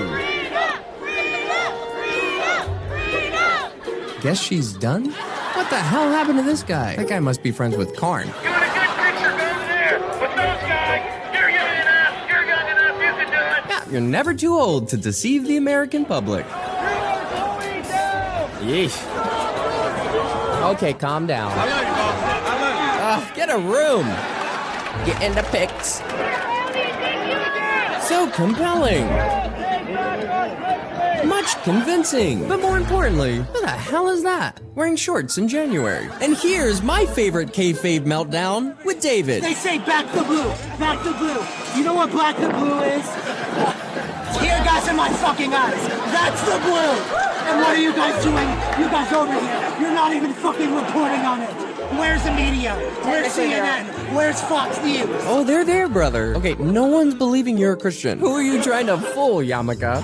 While they're resetting, let's do one more perimeter scan over here. Notice the lumber has increased. Notice this white patio umbrella. Dr. T having a smoke. Sees the camera and tries to hide it, and then freezes. And here we have a very, very special guest, who we'll come back to later. And behind us, we have some fake help coming. Hoorah! So let's follow them in, but we'll take a left, where Angel Wash has a surprise for us. Back on the Southwest Channel. Flashbangs, I don't know, set off green gas. Pretty scary. Notice something? No one's taking any video. That's right, if you're on the Southwest Channel, no phones. And our Bible bandits. Yep, still faithfully cemented to their spots. It's an insurrection resurrection. Is there any copyrights on prayers? I'm not sure. But here comes some Trump, okay. Oh, the giant Trump flag. And here they come with the giant Trump flag. Who's that? Oh, and there's Bono escorting the flag in. Now they crowd surf the giant flag. Ooh, fun. All the way to the cops. There's Bono. Yeah, teamwork makes the scheme work. And there it is, another mini show for the kids. Well, that was uneventful. So they've got the ridiculous flag prop. Now they've got them down in the West Plaza, like the fake animals they are. And wow, what does this remind you of? Perhaps the UC Davis pepper spray incident during George Soros's controlled Occupy movement in 2011? Could it be? Nah. Looking at this, doesn't it make you wonder if this was staged too? Good. Notice this TV cameraman getting it all. Interestingly enough, a judge ruled that Lieutenant John Pike, who became an overnight viral meme sensation, would be paid $38,000 in workers' compensation benefits to compensate for, quote, the suffering he experienced after the incident, end quote. Meanwhile, each pepper sprayed student received $30K. When this came out on Facebook, we were so damn mad, but now, we kind of wish it was real mace. Now, let's move back over to the Washington Monument, where Jade Sacker and John Sullivan / Jaden begin their pilgrimage to the production. Sullivan is one of our major fall guys. You know, the sole reason why people believe Antifa infiltrated the protest. But look how late he's arriving. They're going inside. They're about to break inside that Capitol building. Remember, John Sullivan knows what's gonna happen, while his lady friend Jade, who's filming Sullivan for an apparent Netflix special, is left in the dark. They broke inside. Oh, no, they haven't. They're just waiting for you. Yeah, no, I want to get in too. Oh, yeah, I'm going up. I'm going all the way to the top. Don't spoil all of it. So now they're gonna get their gear ready, here on the Northwest lawn. Jade, hold this shit. No? Can't you see she's busy working for Netflix? Thanks for the help. Ooh, sass. Mom told me to keep you safe. Okay, well, I don't care. Okay, teenager angst coming from a grown man. Wait, do we have a code name? No. Here it does. It's Jaden. So as we make our way up the Northwest lawn, we discover that there are multiple porta potties, and people are using them. We even have a sanitation station set up. How accommodating. Not really sure how one could take a shit amongst all this chicanery. So let's go deeper into the belly of the beast. Nope, not talking about Bill Gates. Oh, what's going on over here? Where's this guy coming from? And this guy. Go on, get up in there, Jade. You're safe, because you're surrounded by a bunch of distressed thespians. Really? Oh, I knew. You guys gonna come in the building? Well, you already know the answer. Yeah, let's go. Whoops, spoiler alert. Back on the south side, everyone's just waiting around again. But let's learn how to correctly move someone. So we see these cops leading this man out. And then they release. Yep, more times than not, in the spotlight, we want to escort people in a kayfabe fashion. Then when no one's looking, we can drop it. And guess who's over yonder? It's Edie, the water boy, making new friends, still clutching his water. Back on the south set. Hey, who do you work for? Uh-oh, they're gonna get you. Notice the Twink brothers. Notice this cache of water. Notice this cache of water. Excuse me, sir, is it true that the mustache holds the flavor in? It definitely holds it in. And there he is, our special guest, Brian D. Sicknick, looking all healthy and calm, as we direct your attention to this kayfabe photo shoot. Some kind of tug-of-war with a ratchet strap. And guess that didn't work. Notice the controller of the scene, and they just give up. Now they retreat like the cowardly cops that they are. Now we're gonna play that scene again, because you were distracted. See this guy in the background with the umbrella? Yeah, well, he's not happy with his size, so he's gonna upgrade and snatch up the white patio umbrella, while this cop grabs a plank of lumber and hops over the retaining wall. And here you can see a lot of our actors hanging out over there. But why? Let's take a closer look. Yep, you guessed it. This is the break area, complete with interlocking rubber tiles for your comfort. So when your feet start to hurt, you can come pop a squat. Now let's go center stage. Bless you. Oh, Leanto's missing her DC patch. Well, don't look look at it. Well, don't look at his. Oh, don't touch the gate. Little controller. Don't you look at it. All my cops are patch conscious.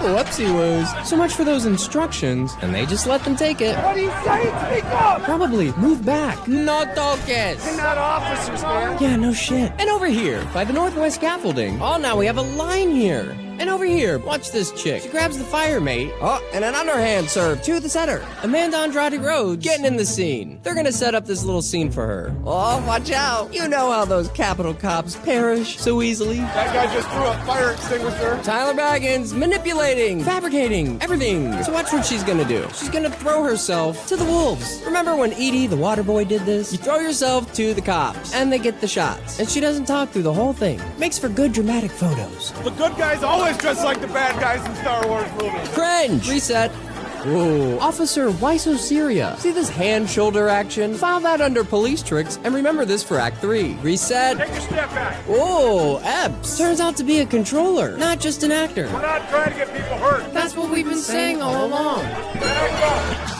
Back on the east side, things are cooking up here. Still behind Obstacle 1, but not for long. Meanwhile, at the Northwest scaffolding, welcome to Obstacle 3. That's right, in about 30 seconds, our crisis actors are gonna breach it and climb to the top, where they'll meet Obstacle 5. But first, midway, they must defeat Obstacle 4. Let's get ready to cave.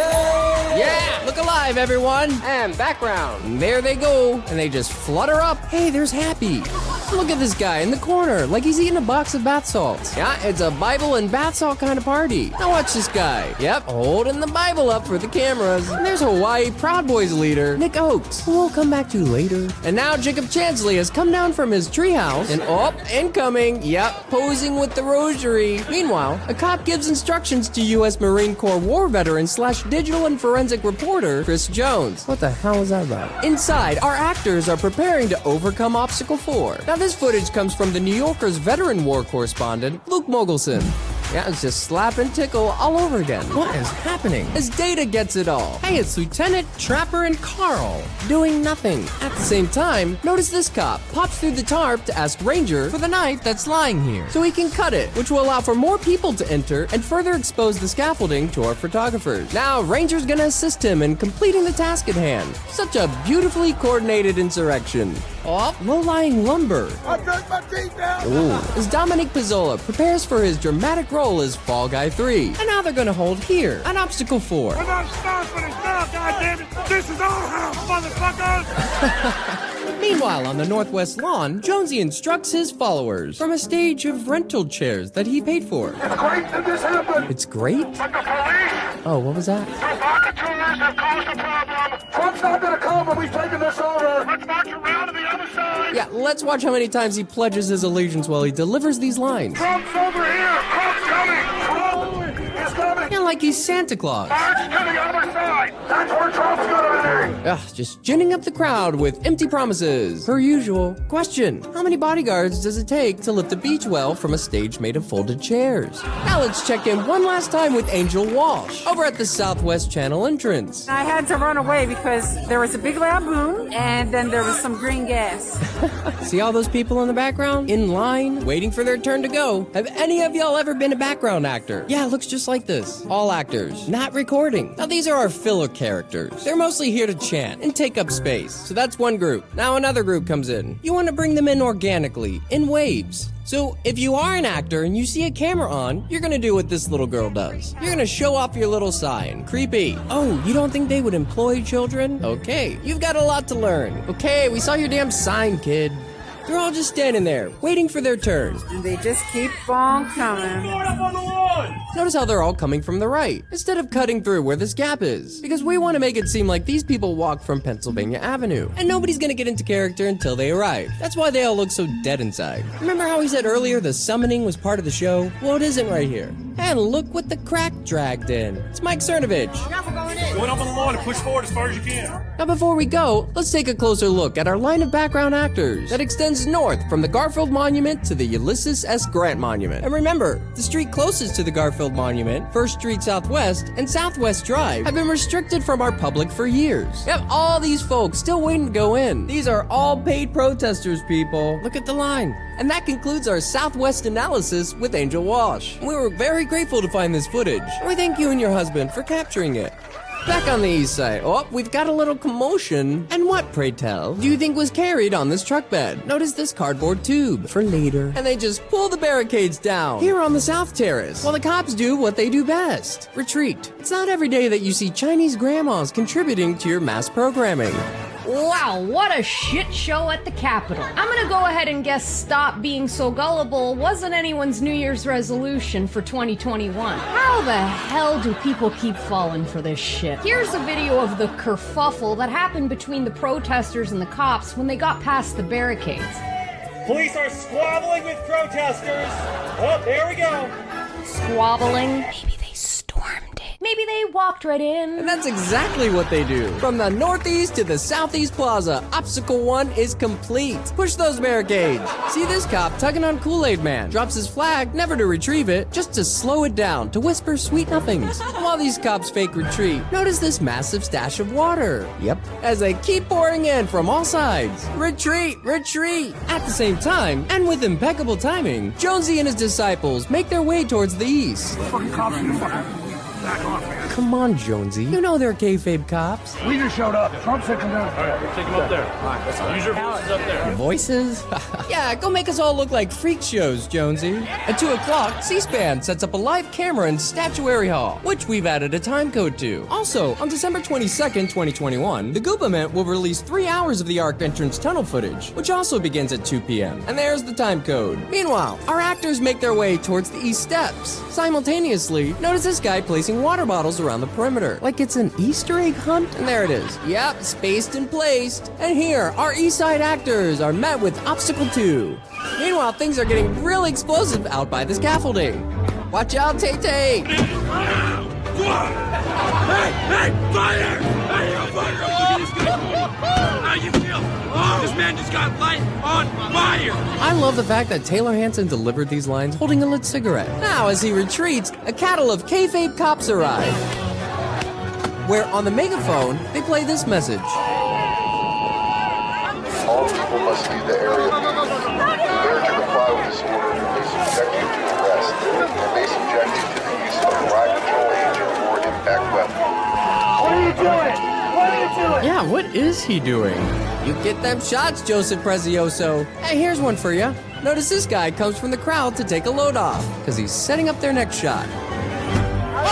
They got themselves! Meanwhile, over on the northwest lawn, aka Heart Attack Hillside, notice our stunt guy, Homeboy, climbing up. We've got ass crack for days while we entertain the kiddies with another show. Oh, but just a little love tap sends him to the ground as our photogs lock and load. Tay-Tay, I can see your price tag. So this guy in red, Bossy, is tending to Homeboy while our cops play scene blockers. While Legs and Dilly, just standing there like a couple of butlers. Whoop, some shady shit going on behind that tree. Notice this oddly placed Rubbermaid container. While Rufio from Act 1 records nothing, they're off, using a barricade as a makeshift stretcher. Oh, but not before setting him down for the camera crew to photo rape him. Satisfied, Bossy and his team of cops resume their journey. See this Death 2 type? Yeah, not us. Yep, still Taylor's footage. Get those pics. And this footage, news to share, comes from, quote, photographers Alejandro Alvarez and Ford Fisher. And y'all can see for yourselves the other events they've covered. And now Bicop, looking more like himself, taunts our paid protesters, as Sabrina Tavernez follows our stunt guide towards the northwest backstage area. But listen to what Bossy says to this real person. Hey, lady, I'm gonna break your fucking phone if you don't stop.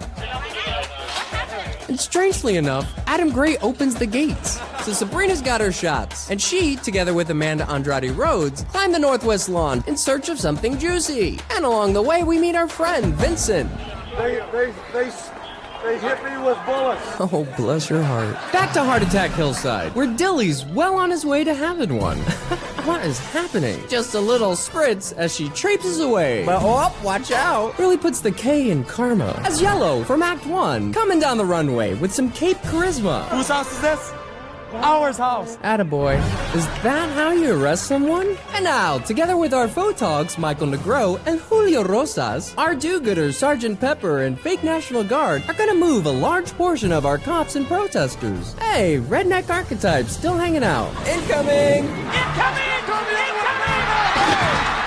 Watch these two K-cops, Thelma and Dom DeLuise, just as clueless as ever. She's like, what do we do now? Out my face, get out my face. Let's keep going, Thelma. You better get. And now these heroes form a line to protect our delicate deputies. And there they go. Yeah, it's a mobile standoff, over and around to the very boring north side entrance, where we met Vincent. Ofta. Hey, bring it up! K-Cops, taking a K-break. And along our journey, we meet Richard Barnett, who's gonna become worldwide famous in just a few hours. And now they're gonna hold here for a minute, except for these two. And now they just single file right onto the north entrance. Back inside the scaffolding, where we are only seconds from defeating Obstacle 4. Hey, there's Happy. And in this overused clip, Data's about to make some money. Oh, he's got the hammer. Too bad he doesn't use it. Here comes! What the hell? Look out! Slam one on the other! And there they go. While this guy and Lieutenant perform a lightsaber battle. Hi-ya! And this guy gets power-aided. OMG, it's Vincent! What are you doing up here, silly? He just wants to reason with them. And with a masterly sleight of hand, Vincent pulls the barricade away and slides it down to Geeswine. Hey. And now Jade and Jaden have made it to the top. Hi-ya! Think of Vincent like the hostage negotiator. And that they will. We're standing up for our country. Oh, Red. Your country and ours. Don't get in our way. And now a lot of our stars will hold here at Obstacle 5. Now back to the east. Obstacle 2 is coming to a breaking point. Watch this. Notice this cop pulls his buddy up the stairs like he's John Minkolo. This is the cue for the other cops to follow suit, which they do. And Obstacle 2 complete. And there they go. Yeah, wave all your kayfabe friends in. And immediately some of them will take to kayfabe positions. Like this Mason tear gas haven't been brought out yet. Back to the scaffolding where the clock is counting down. Listen, Lieutenant. No one's listening, Lieutenant. Indian, white, Chinese, we're all Americans, man. Creepy. Oh, Red, getting real friendly with Adam the cop. Another creepster monitor. And at the front of the line here, just shooting the shit with the cops. Now listen to this friendly real cop. I'm gonna get him a bottle of water, okay? Yeah, water? So thoughtful. They're all coming. I know. You guys will literally get trampled down. We do not want that. Back outside, Chris Jones fights his way to get to John Farina, where overhead, Chris instructs him as the camera pans to reveal our barricaded off photog corner. Seen any cardboard tubes like this today? But what are they capturing? Simple! This guy here in the red hat. Notice this guy with the fire extinguisher misting the area for dramatic effect. Got it. Photo by Joseph Prezioso, complete with our load-off friend. As we come around, this cop intentionally lets this guy fake mace him, and Joseph Prezioso gets the shots. Back up the scaffolding for a domestic dispute. Oh, that's spicy as shit. Yeah. Do you want to trade masks? I definitely don't. Didn't you say you take care of me? Nope, now we know. Do you believe in me now? When I say there's shit going down, there's shit going down. Exactly. Yeah, but I don't believe in This is insane, though. Deflecting, Jaden. I don't believe in you when you say you care about me and will protect me. I'll give you the tools. I'll still love you and protect you, buddy. I don't love you. Uh-oh. Oh, that's fine. You don't love me? I did say I love you. What the heck? But you don't. I do though. Yeah, but I'm the person in the film though. Exactly. If anybody needs to stay alive. It's her? Oh, they're going in? Woo, saved by the bell, Jaden. Look alive, Data. And there they go. Hey, there's Doug Jensen. It was a big photo shoot in 6 minutes, which we'll see in Act 3 as Bike Cop runs alongside them. Here in Data's angle, we can see this conveniently placed slumber. Sneaky, sneaky. Back to Jaden, like we're inclining to the top of Capitol Hill's latest roller coaster. Oh, Jesus. Oh, I'm gonna vom. Look at all those people. Notice this guy carrying a case of water. Hurry up, Jade. This footage ain't gonna record itself. And now we've reached, yeah, you guessed it, Obstacle 6, where Carl is just not having it. He's like, bitch, please. Now what am I gonna have for dinner? Back to the east side, where this, what looks to be 3 toddlers in a trench coat and a photog creep into the scene to shoot Hunter Allen Emke. And with just a single kick. Remember in Act 1 when we hypothesized that some of the windows have been switched out with Hollywood glass? And a real cop tackles him to the ground. And with the help of his real cop friends, arrest and detain him. But these guys aren't real. And now they're off, and they just waddle away. Yeah, I'm talking to you. While this real cop removes the remaining glass to let our K-friends in. And you would be correct.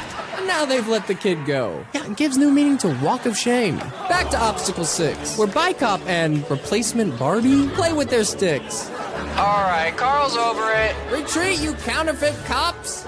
My, look at this surplus of neatly placed water and this plastic rolling toolbox. Wonder what's in there. Maybe the fake election results. As we pan to one of our most important characters who got the prize-winning footage at the Stage Rittenhouse shoot, phony protest photographer Brendan Gutenschwager, who's about to have a payday. Get those purified waters, which is just a fancy way of saying fluoridated water. Oh, fake blood littering. I can't believe this is reality. Yeah, me neither. As Data and friends move from the courtyard to the northwest door, where some of our crisis actors are looking for some critique. So let's help them out, starting with Geesewine. Yeah,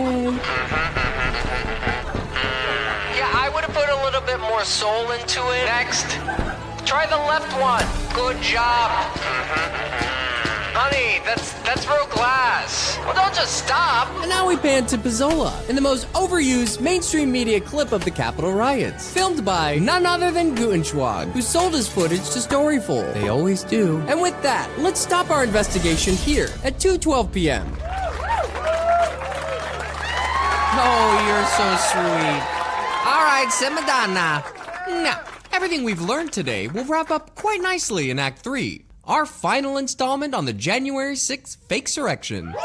But friends, when we started this monster of a project 2.5 years ago, we stubbornly quit our jobs and lived off our savings, which lasted a whole 4 months. We've also been editing on a dinosaur of a computer, which is why this has taken so long. Needless to say, we are in danger of eviction and a little malnutrition. And we need your help to save Wooz News. Your contribution will aid us in paying a year's worth of back rent, future rent, a new computer, and put some food on our table. So please consider donating to our channel using any of these platforms. Links are in the description box. And if you'd like to save this video for safekeeping, there's an app out there that we like to use called MacX YouTube Downloader. And if you'd like to mirror this video on your own channel, you have our permission to do so. Just don't pretend like you made it. Also, we do admire music composers, but we didn't want to fill every frame with credits each time a song was played. So if there's one you enjoyed, email us and we'll send the deets out to you. Now before we go, we'd like to introduce to you the creator of Wooz News, who wants to come out of the closet again. Raphael, can you hear me? What a marvelous introduction. Hi, I'm Rafa, and this is Wooz. Yes, folks, this is what I look like in 3D. And if someone out there can make me look a little bit more realistic like this, please email us. So, Rafa, why are you choosing to reveal your identity now? Oh, the fact that I no longer wanted to hide, and of course my protection. I just have so many questions for you, mister, but give us a quick pitch on just who the hell Rafa is. Well, how much time do you have? Not that much. Well, I'm certainly a truth seeker, but, you know, I studied acting and directing, which are two of my greatest passions, and moved out to Los Angeles 17 years ago today. And for the last 10 years, I've been working on a feature film and developing a television pilot and a limited series on spec, and I put all of those on the back burner to create Wooz News. I'll return to those projects at some point and sell them. I bet they're juicy, and you would be correct. So why Wooz News?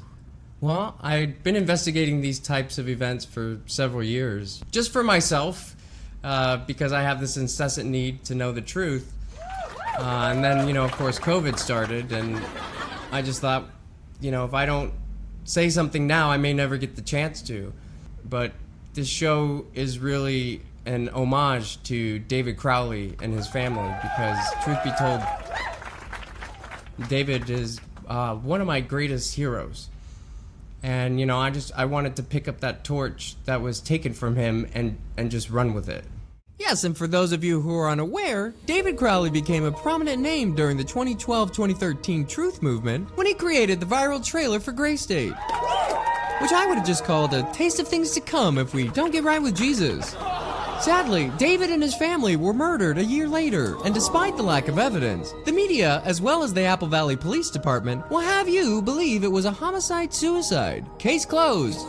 Yeah, and where have we heard of the Apple Valley Police Department before? George Floyd. Exactly. And when I complete Act 3, I'm jumping right back onto the Crowley case. And speaking of David Crowley, for your protection, Rafa, we just have to ask that age-old question. No, I would never kill myself. Or anyone else? Never. I am a light worker, bro. And shout out to the other 143,000 light workers across terra firma. Holla! Any drug addictions and pensions for small children? No, never. We had to ask. Oh, believe me, I get it. I knew you would. And to piggyback off that, I had the tendency to go dark while I'm investigating and editing because I'm easily distracted. So I promise to never go dark again, and please come say hi in our Telegram group, and I'll make every effort to reply to your messages. And is there anything you'd like to add before we go? Yeah, I'd like to express my gratitude in getting our donation platforms out there, because it's just me sitting in a chair for 12 hours a day for the last 2.5 years, working on this ancient iMac. It's been so stressful and achy, and I've lost a lot of weight doing this project, but I just had to tell this story. I've been working on Wooz News for the last 4 years now, pro bono, and it's come to where we need the help of the people. So anything you can do to assist me in getting Act 3 out there would be greatly appreciated. I know they will, good sir. Calling all patriots sugar daddies and mamas. Right? But something I wanted to quickly mention before we go in regards to January 6th, not everyone who is facing trial and jail time is a crisis actor. There are some good people who went to DC because they vehemently opposed tyranny. And yes, I do believe the presidential elections are a ruse against the American people, but it's irrelevant because these people had good intentions. And over the last 2 years, I've come to know one of those good guys. His name is Alan Hostetter. And I would consider this guy to be a personal hero of mine as well, because he knows the truth and he ain't backing down from it. Today is the 4th of July. Happy birthday, America Incorporated. His trial begins in DC 2 days from now on the 6th, and he's representing himself. I just wanted everyone to know where he is for his protection and to keep him in your prayers, because he's all alone, and I know he would appreciate your love and encouragement. Rafa, I believe these lines pretty much sum this up. Cue it, boys! Truth or consequence, say it aloud. Use that evidence, race it around. There goes my hero, watch him as he goes. Thank you for all of your hard work, Rafa. We have your back, buddy. God bless you, Luce. See you in the next one. Cringe.